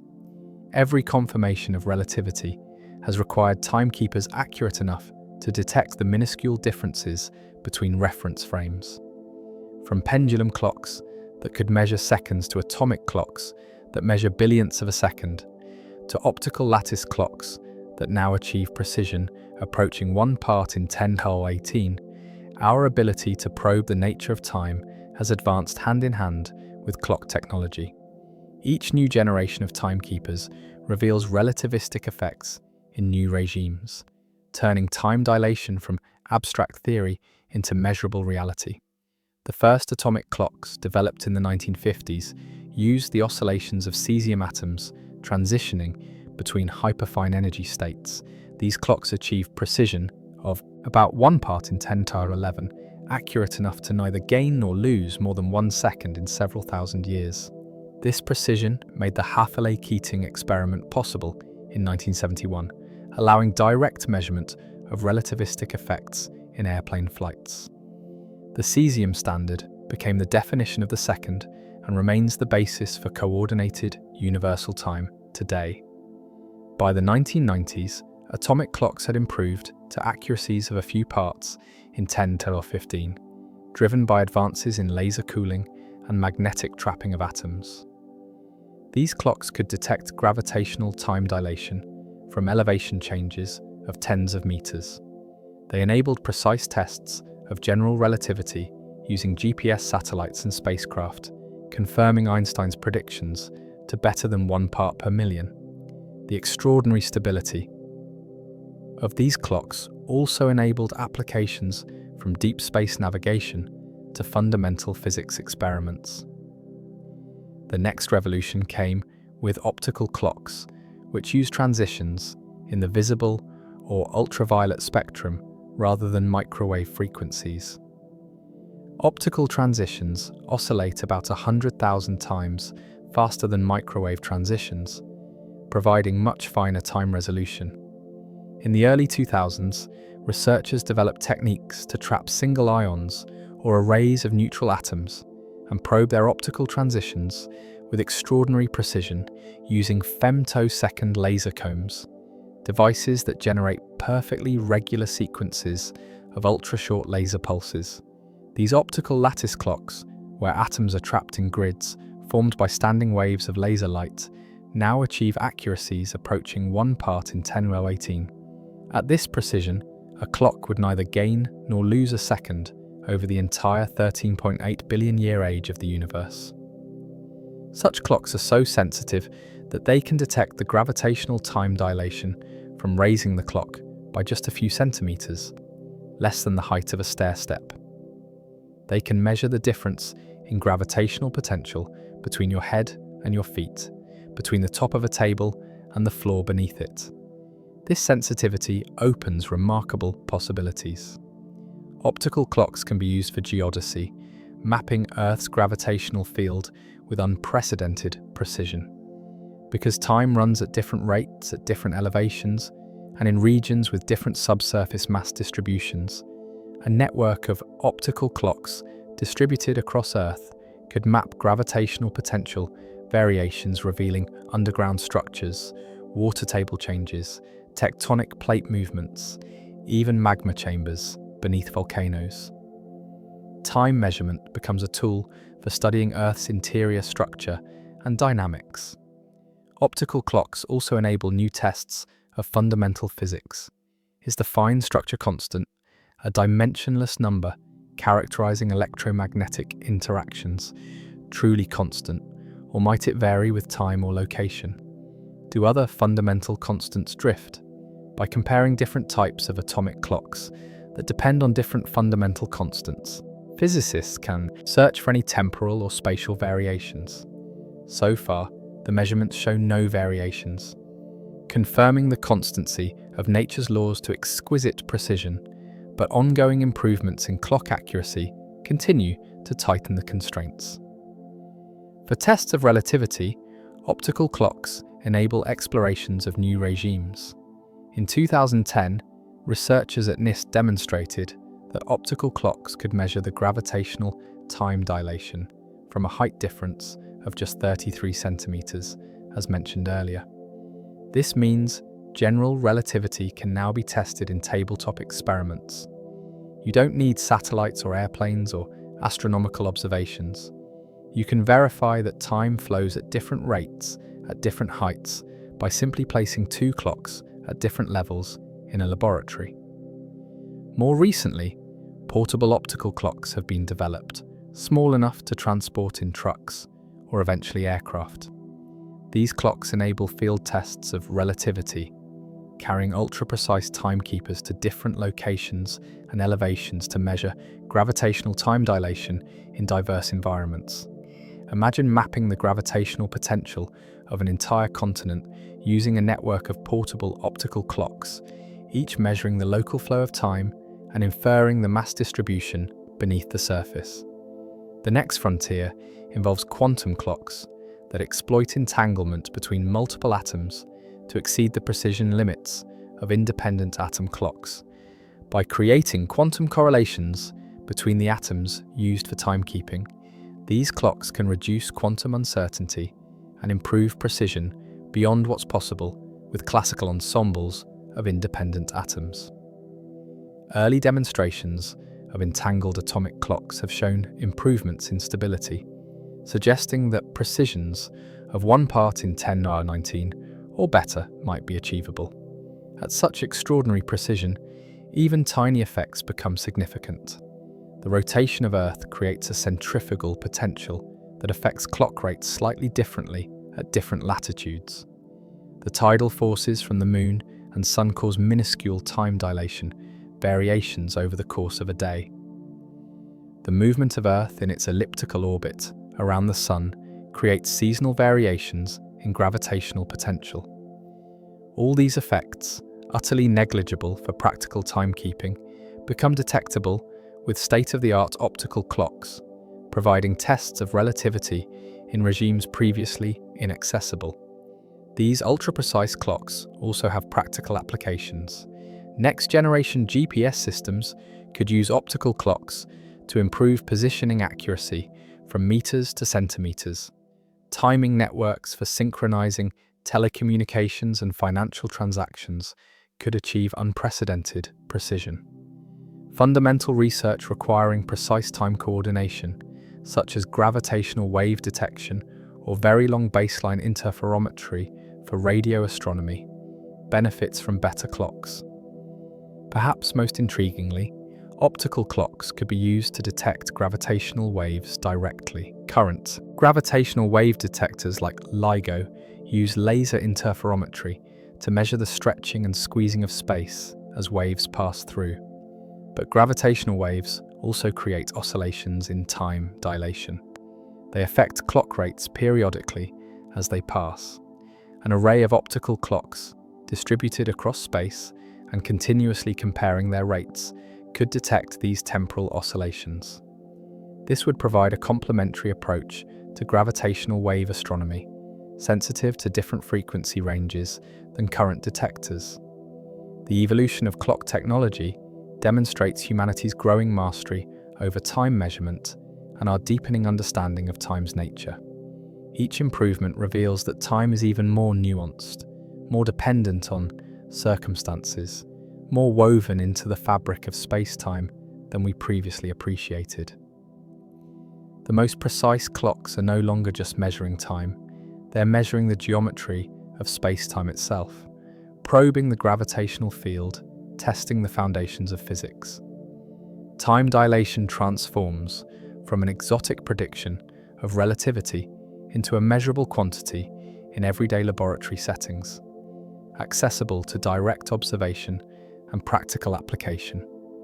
Beyond the controlled environment of particle accelerators, nature produces particles with energies that dwarf anything we can create artificially.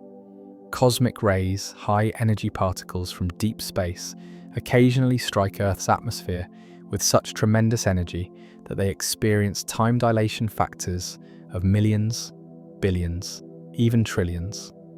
These particles provide natural laboratories for testing relativity under the most extreme conditions, approaching the fundamental limits of what physics allows. Their very existence and behavior confirm that the universe operates according to relativistic principles at every scale and energy. Most cosmic rays are protons or atomic nuclei accelerated to high energies by astrophysical processes, supernova shockwaves, jets from active galactic nuclei, the intense magnetic fields around neutron stars and black holes. The bulk of cosmic ray particles arriving at Earth have energies in the range of millions to billions of electron volts, comparable to or somewhat higher than the particles we produce in accelerators. But a tiny fraction of cosmic rays carry energies far beyond the reach of any human-made machine. The highest energy cosmic rays detected have energies exceeding 10^20 electron volts, or 100 exelectron volts, EeV. To put this in perspective, 100 EeV is about 16 joules, roughly the kinetic energy of a baseball thrown at 60 miles per hour, concentrated in a single atomic nucleus. For a proton with this energy, the Lorentz factor, Ga, exceeds 10^11. Time for such a particle passes about 100 billion times more slowly than time for stationary matter. During its journey through space, spanning potentially millions of light years, the particle experiences only minutes or hours of proper time. The most famous of these ultra-high energy events was detected on October 15, 1991, by the Fly's Eye Cosmic Ray Detector in Utah. The particle, dubbed the Oh My God particle, had an estimated energy of 3.2 to 1020 eV, making it the highest energy cosmic ray ever conclusively detected. At this energy, the particle was traveling at 99.99% of the speed of light, within 10^23 of c. Its Lorentz factor was approximately 3 × 10^11. From this particle's perspective, enormous distances contract to microscopic scales. The Milky Way galaxy, 100,000 light-years in diameter, would contract to only about 1 light day across, roughly the diameter of our solar system, in the particle's reference frame. The particle could traverse the entire galaxy in what it experiences as less than a month. The observable universe itself, 93 billion light-years across, would contract to merely a few light-years from the perspective of an oh-my-god particle, crossable in years of proper time rather than billions of years. The existence of such energetic particles raises fascinating questions about their origins. What mechanisms in the universe can accelerate particles to such extreme energies? The leading candidates include the supermassive black holes at the centers of active galaxies, which can have jets of material moving at relativistic speeds over distances of thousands of light years. The intense magnetic fields in these jets can accelerate particles to enormous energies. Other possibilities include colliding galaxies, gamma-ray bursts, the most violent explosions in the universe after the Big Bang itself, or exotic processes involving cosmic strings or topological defects in space-time, if such things exist. There's also a curious puzzle called the GZK cutoff, named after physicists Kenneth Greisen, Vadim Kuzmin, and Georgy Zatsipin, who predicted it in 1966. According to their calculations, cosmic ray protons with energies above about 5 × 10^19 eV should interact with the cosmic microwave background radiation pervading space, producing pions through photoproduction. These interactions would rob energy from the cosmic ray, limiting how far ultra-high energy particles can travel. The GZK cutoff predicts that cosmic rays above this threshold should come only from relatively nearby sources, within about 200 million light-years. The oh my god particle and several other ultra-high energy cosmic rays detected since exceed the GZK limit, yet we don't know of any sufficiently energetic sources within the GZK horizon. This is sometimes called the GZK paradox. Possible resolutions include systematic uncertainties in energy measurements, exotic new particles that don't interact with the cosmic microwave background in expected ways, or violations of Lorentz invariance at extreme energies. Most physicists favor mundane explanations. Perhaps there are nearby powerful accelerators we haven't identified, but the observations keep open the possibility that physics at the most extreme energies might surprise us. Cosmic rays also create cascades of secondary particles when they strike Earth's atmosphere. A high-energy cosmic ray nucleus colliding with an atmospheric atom creates a shower of pions, kaons, and other hadrons. These particles decay into muons, electrons, positrons, and neutrinos, which in turn create more particles through subsequent interactions. A single ultra-high energy cosmic ray can produce billions of secondary particles spreading across hundreds of square kilometers at ground level. These extensive air showers are how we detect the highest energy cosmic rays, since the primary particle itself is destroyed in the initial collision. The muons produced in these showers, as we discussed earlier, survive to reach the ground only because of time dilation. But the effect is even more pronounced for muons produced by ultra-high energy cosmic rays. Some of these muons have energies of billions of electron volts, giving them Lorentz factors of thousands. They can penetrate kilometers underground, creating signals in detectors deep beneath the surface. Underground neutrino detectors, designed to observe neutrinos from the Sun or distant supernovae, routinely detect muons from cosmic ray showers as background events, demonstrating time dilation from natural particles on a daily basis. These cosmic particles represent nature's particle accelerators operating at energies we may never be able to replicate artificially. The largest accelerator ever seriously proposed, the superconducting super collider that was partially built, then cancelled in the 1990s, would have reached collision energies of about 40 TeV or 4 × 10^13 eV. The Large Hadron Collider operates at 13 TeV. Even the most ambitious proposals for future accelerators might reach 100 TeV.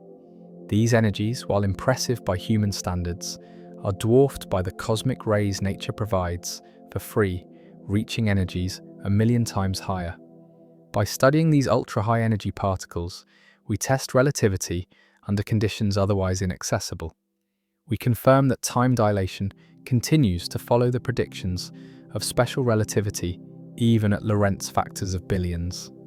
We verify that the fundamental structure of space-time, the invariance of C, the transformation properties of energy and momentum, the relationship between space and time, remains valid at the highest energies we can observe. Every cosmic ray detection is, in essence, a test of Einstein's theories. And so far, the theories pass every test. Time dilation forces us to confront profound questions about the nature of time, consciousness, and reality. If time passes at different rates for different observers, what does this mean for our understanding of existence?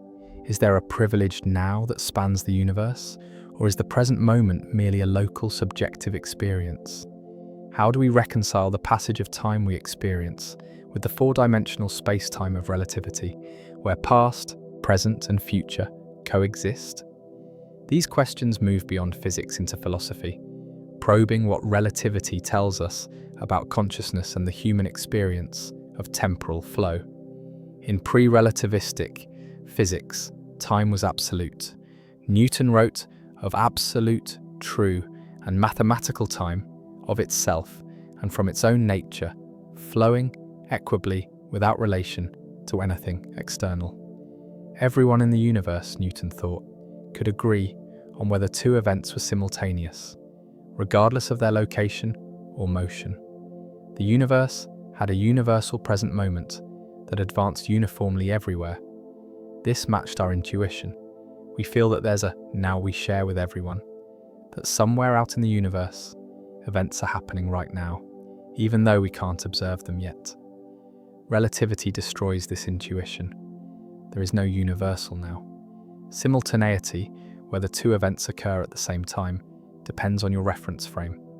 Events that observer A considers simultaneous, observer B, moving relative to A, will judge to occur at different times. There's no objective fact about whether a supernova exploding in a distant galaxy happens now, or in the past, or in the future. The answer depends on your state of motion. Different observers slice space-time into space and time differently, like cutting a loaf of bread at different angles to create slices of varying shapes. This leads to what philosophers call the relativity of simultaneity and raises deep questions about the ontology of time, what exists.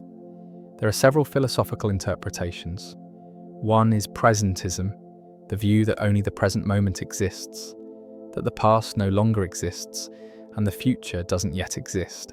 But presentism seems incompatible with relativity, because there's no universal present moment to privilege. What's present for you might be past for me, and future for someone else. If only the present exists, which present? Another interpretation is the growing block universe. The past and present exist, but the future doesn't yet. The universe is like a block of space-time that extends from the beginning of time to the present, growing as time passes, adding new slices of existence. But this too faces difficulties with relativity. Different observers disagree about what events have already happened and what events haven't yet. There's no universal boundary between the existing past plus present and the non-existent future. The interpretation most compatible with relativity is eternalism, also called the block universe view. In this picture, all of space-time, past, present, and future, exists equally. Time is a dimension like space, and the universe is a four-dimensional structure where every event that ever happens, or ever will happen, already exists in a tenseless sense. The passage of time is an illusion, or at least a subjective feature of consciousness rather than an objective feature of reality. Your birth, your present moment, and your death all exist as events at different coordinates in space-time, all equally real. Einstein himself seemed to lean toward this view. In a condolence letter written after the death of his friend Michel Besso, Einstein wrote, Now he has departed from this strange world a little ahead of me. That means nothing. People like us who believe in physics know that the distinction between past, present, and future is only a stubbornly persistent illusion. This suggests Einstein saw the flow of time as something subjective, a feature of how consciousness moves through space-time, rather than an objective becoming of reality. But the block universe view raises its own puzzles. If the future already exists, in some sense, is free will an illusion? Are our choices predetermined by the fixed structure of space-time? Most physicists and philosophers who accept the block universe argue that determinism and free will are compatible. Our decisions are part of the causal structure of space-time, emerging from the physical processes in our brains, which themselves are part of the lawful evolution of the universe. Free will doesn't require the future to be non-existent. It requires only that your choices genuinely influence which future occurs, which they do through ordinary causation. Another puzzle concerns the subjective experience of time's passage. We don't experience time as a dimension we can move through freely like space. We're stuck moving forward through time at 1 second per second, unable to revisit the past or skip ahead to the future. Why? The block universe view says this is a feature of consciousness, that our brains construct the experience of temporal flow from the information available at different space-time coordinates along our world lines. We remember the past because there are records of it, memories, photographs, historical documents. We don't remember the future because there are no records of it yet in our current brain state. Some philosophers argue that relativity doesn't actually force us to abandon all notions of objective passage. There are interpretations of quantum mechanics, for instance, that involve true randomness and genuine becoming. The future isn't fixed until quantum measurements collapse possibilities into actualities. In these interpretations, the block universe might be less rigid than in classical relativity. The past is fixed, the present is where quantum indeterminacy resolves into definite outcomes, and the future is genuinely open. But reconciling quantum mechanics with general relativity remains an unsolved problem in physics, so these ideas remain speculative. Time dilation itself demonstrates that time is stranger than it appears. You can literally age more slowly by moving fast or staying deep in a gravitational field. This isn't an illusion or a trick. It's as real as any physical phenomenon. The proper time you experience along your world line is the actual time that elapses for you, governing all your biological and physical processes. Yet different world lanes connecting the same two events in space-time can have different proper times. In a real sense, time is path-dependent, not something absolute or universal. This has implications for personal identity and consciousness. If you travel at relativistic speeds and return home having aged less than those who stayed behind, who are you? Are you still the same person, just having taken a different temporal path? What does it mean for continuity of self when time itself is flexible? These aren't just philosophical curiosities. They're questions that future space travelers will confront if humanity ever achieves relativistic travel capabilities. The relativity of time also challenges our sense of connection to distant events. We feel that when we look at a distant galaxy, we're seeing it now. But we're not. We're seeing it as it was millions of years ago, when the light we're receiving left it. And there's no meaningful sense in which events happening now in that galaxy are simultaneous with events happening now on Earth. Different observers moving at different velocities would disagree about which events in the distant galaxy occur at the same time as events on Earth. The universe doesn't have a global synchronization of clocks. Each location, each observer, maintains their own local time, and these times relate to each other in complex ways that depend on motion and gravity. Perhaps the deepest implication is that relativity reveals time as something emergent, relational, not fundamental. Time is not an absolute container in which events occur, but a web of causal relationships and geometric structures. The flow of time is something consciousness constructs from information, not a feature of reality itself. This doesn't diminish the reality of our experience. Our lives unfold in time. We age, we remember the past, and anticipate the future. But it suggests that time is more subtle than our intuitions suggest, more intimately connected to space, matter, energy, and consciousness than any simple model can capture. As we look toward humanity's potential future among the stars, time dilation transforms from a curious physical phenomenon into a central challenge and opportunity for interstellar exploration. Any civilization attempting to reach other star systems at speeds significant compared to light must confront the temporal consequences. Travelers will become time travelers, moving into the future of their origin civilization. The faster they travel, the more dramatic this temporal displacement becomes, creating profound implications for mission planning, social structures, and the psychology of those who venture into the cosmic ocean. Imagine a mission to Proxima Centauri, 4.2 light-years away, using a spacecraft capable of reaching 90% of light speed. From Earth's perspective, the journey takes about 4.7 years each way, nearly a decade for the round trip. But the crew, traveling at 90% of C, has a Lorentz factor of 2.3. They experience only about 2 years for the outbound journey and 2 years for the return, a total of 4 years of ship time.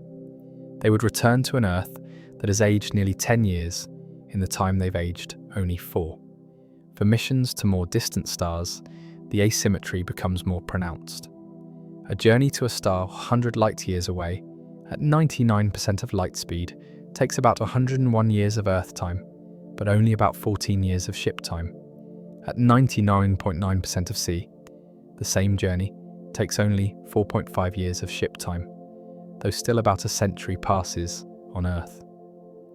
The crew could conceivably complete the journey within their natural lifespan, but they would return to a world where everyone they knew before departure had died of old age. Their civilization would have evolved through several generations. History would have unfolded in their absence. This creates a fundamental choice for future space explorers: optimize for ship time or for mission objectives. A colony mission might prioritize getting the crew to the destination as quickly as possible in subjective time, accepting that they're permanently leaving their origin era behind. The mission becomes one way, not just spatially, but temporally. Even if the ship could return, it would be returning to a future Earth, not the Earth the crew left. The travelers are immigrants to both a new world and a new time. Alternatively, a mission might deliberately limit its velocity to maintain some temporal connection with home.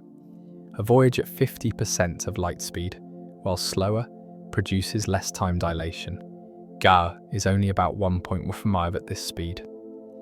A century-long journey to a star 100 light-years away would take about 87 years of ship time, allowing the possibility of multi-generational missions where the descendants of the original crew complete the journey and can still communicate meaningfully with descendants of their original civilization. Time dilation is present but manageable. The psychology of relativistic travel presents unique challenges. Crews would need to accept that they're abandoning their temporal context permanently.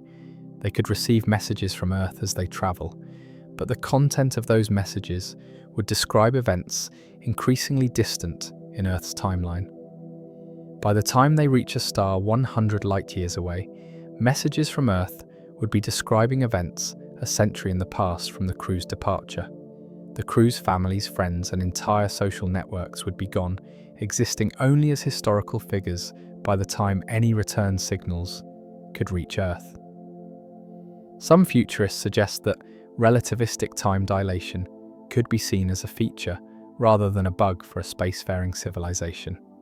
If your goal is to establish humanity on multiple worlds, time dilation allows covering vast distances in subjective timeframes compatible with human lifespans.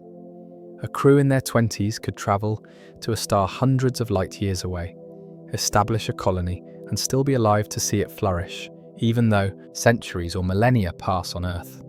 They experience the entire arc of settlement: departure, arrival, construction, establishment, as a continuous life story rather than a multi-generational project. This capability could enable a form of hierarchical exploration strategy. Initial wave, nearby stars within 10-20 light years, reached in decades of Earth time and years of ship time. Second wave, mid-range stars 50 to 100 light years away, launched from Earth or from the first colonies, taking centuries of Earth time, but decades or less of ship time.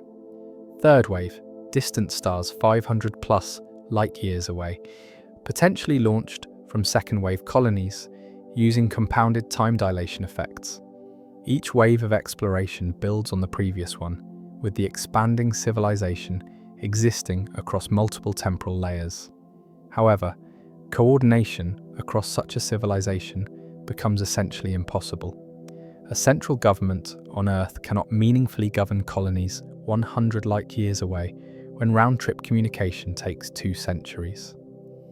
Each colony must be autonomous almost immediately, developing its own culture, governance, and perhaps even evolutionary trajectory in isolation. The human species would fragment into separate branches, sharing a common origin but diverging in ways that might eventually make them as different from each other as humans today differ from our ancestors tens of thousands of years ago. There's also the question of motivation. Why would individuals volunteer for missions that sever them from their temporal origin? What psychological profiles suit relativistic exploration? Perhaps people seeking escape from current circumstances, or those with terminal diagnoses who see the mission as an extension of life through time dilation, or those with philosophical orientations valuing adventure over continuity. The sociology and psychology of recruiting, training, and supporting such crews would be unlike anything in human history. Technology presents both enablers and constraints. Achieving even 10% of light speed requires enormous energy. For a 1,000-ton spacecraft, the kinetic energy at 10% of C exceeds all the energy humanity currently produces in a year. Fusion rockets, antimatter drives, laser-pushed light sails, or other exotic propulsion systems would be necessary. Shielding against interstellar dust and radiation at these velocities poses severe challenges. A single dust grain impacts with energies comparable to hand grenades. Life support must function flawlessly for years or decades. The engineering hurdles are immense, yet nothing in known physics forbids relativistic travel, only engineering and energy constraints. A sufficiently advanced civilization with access to stellar-scale energy could build ships approaching significant fractions of light speed. Whether humanity will become such a civilization remains an open question, dependent on technological development, social priorities, and whether we survive long enough as a species to attempt it. If we do venture to the stars at relativistic speeds, time dilation ensures that the explorers become temporal ambassadors, living links between different eras of human civilization. They would carry knowledge, culture, and genes from one epoch to another, biological time capsules traversing both space and time. Each crew would be the most recent arrivals from Earth's past, bringing news and artifacts from a time that, to their destination, might be ancient history. Perhaps most poignantly, relativistic travelers would experience the universe as a more accessible place than those who remain home. From their perspective, stars that seem impossibly distant become reachable within a lifetime. The galaxy contracts. Voyages that span centuries of external time occupy only years of personal experience. They age slowly, traversing vast distances, while the civilization they left behind ages rapidly, transforming across generations. They move through space while standing relatively still in their own subjective time, explorers skating along the edge of light speed, seeing the cosmos from a perspective unique in all of human experience. This remains speculative, but the physics is sound. Time dilation is real, measured, confirmed across countless experiments. If humanity's descendants ever build ships capable of approaching light speed, they will experience time as Einstein's equations predict. They will become time travelers, moving into futures they cannot foresee, severed from pasts they cannot return to, living demonstrations of space-time's strange geometry. The universe allows it. Whether we choose it remains to be seen. We've journeyed through the landscape of time dilation, from Einstein's thought experiments to cosmic ray showers, from GPS satellites to the event horizons of black holes. Along the way, we've seen how time reveals itself not as the rigid, absolute framework Newton imagined, but as something flexible, interwoven with space, shaped by motion and gravity. Time flows differently for different observers, at different velocities, at different positions in gravitational fields. The universe operates according to principles stranger and more beautiful than our everyday intuitions suggest. Time dilation is not an abstract curiosity confined to theoretical physics. It's present in the world around us, affecting satellites orbiting Earth, particles raining from the atmosphere, atomic clocks in laboratories. It's encoded in the GPS navigation we use daily, requiring corrections for relativity, or the system would fail within hours. Every high-energy particle accelerator, every astronomical observation of extreme objects, every precision measurement of fundamental constants tests relativity and confirms Einstein's insights. The theory stands validated by a century of observations across every accessible scale and energy. What time dilation reveals, ultimately, is that space and time are not separate, independent entities, but aspects of a unified space-time fabric. Motion through space affects motion through time. Gravity curves space-time, changing how clocks tick at different locations. The speed of light remains constant for all observers, and this constancy requires time itself to be variable. These aren't defects in our timekeeping or limitations of our measurement. They're fundamental features of reality itself, woven into the structure of the universe. For those of us bound to Earth, moving at speeds tiny compared to light, the effects remain small. We age imperceptibly more slowly than we would at rest. Our clocks drift by nanoseconds compared to satellites overhead. But the principles apply universally. Whether we're crossing a room or crossing the galaxy, whether we're standing still or racing at near light speed, we're all navigating the geometry of space-time, following world lines through a four-dimensional continuum where space and time trade off against each other according to mathematical laws. As you drift towards sleep tonight, here on Whispering Universes, consider that you are moving through space-time right now, following your own unique world line through the cosmic fabric. Every moment of your life is a point in four-dimensional space-time, connected to past moments and future moments by the continuous thread of your existence. The now you experience is your local present, a slice through space-time from your particular perspective, different from the now of anyone moving relative to you or at a different position in Earth's gravity well. Time is not your prison, but a dimension you inhabit, as real as the three dimensions of space.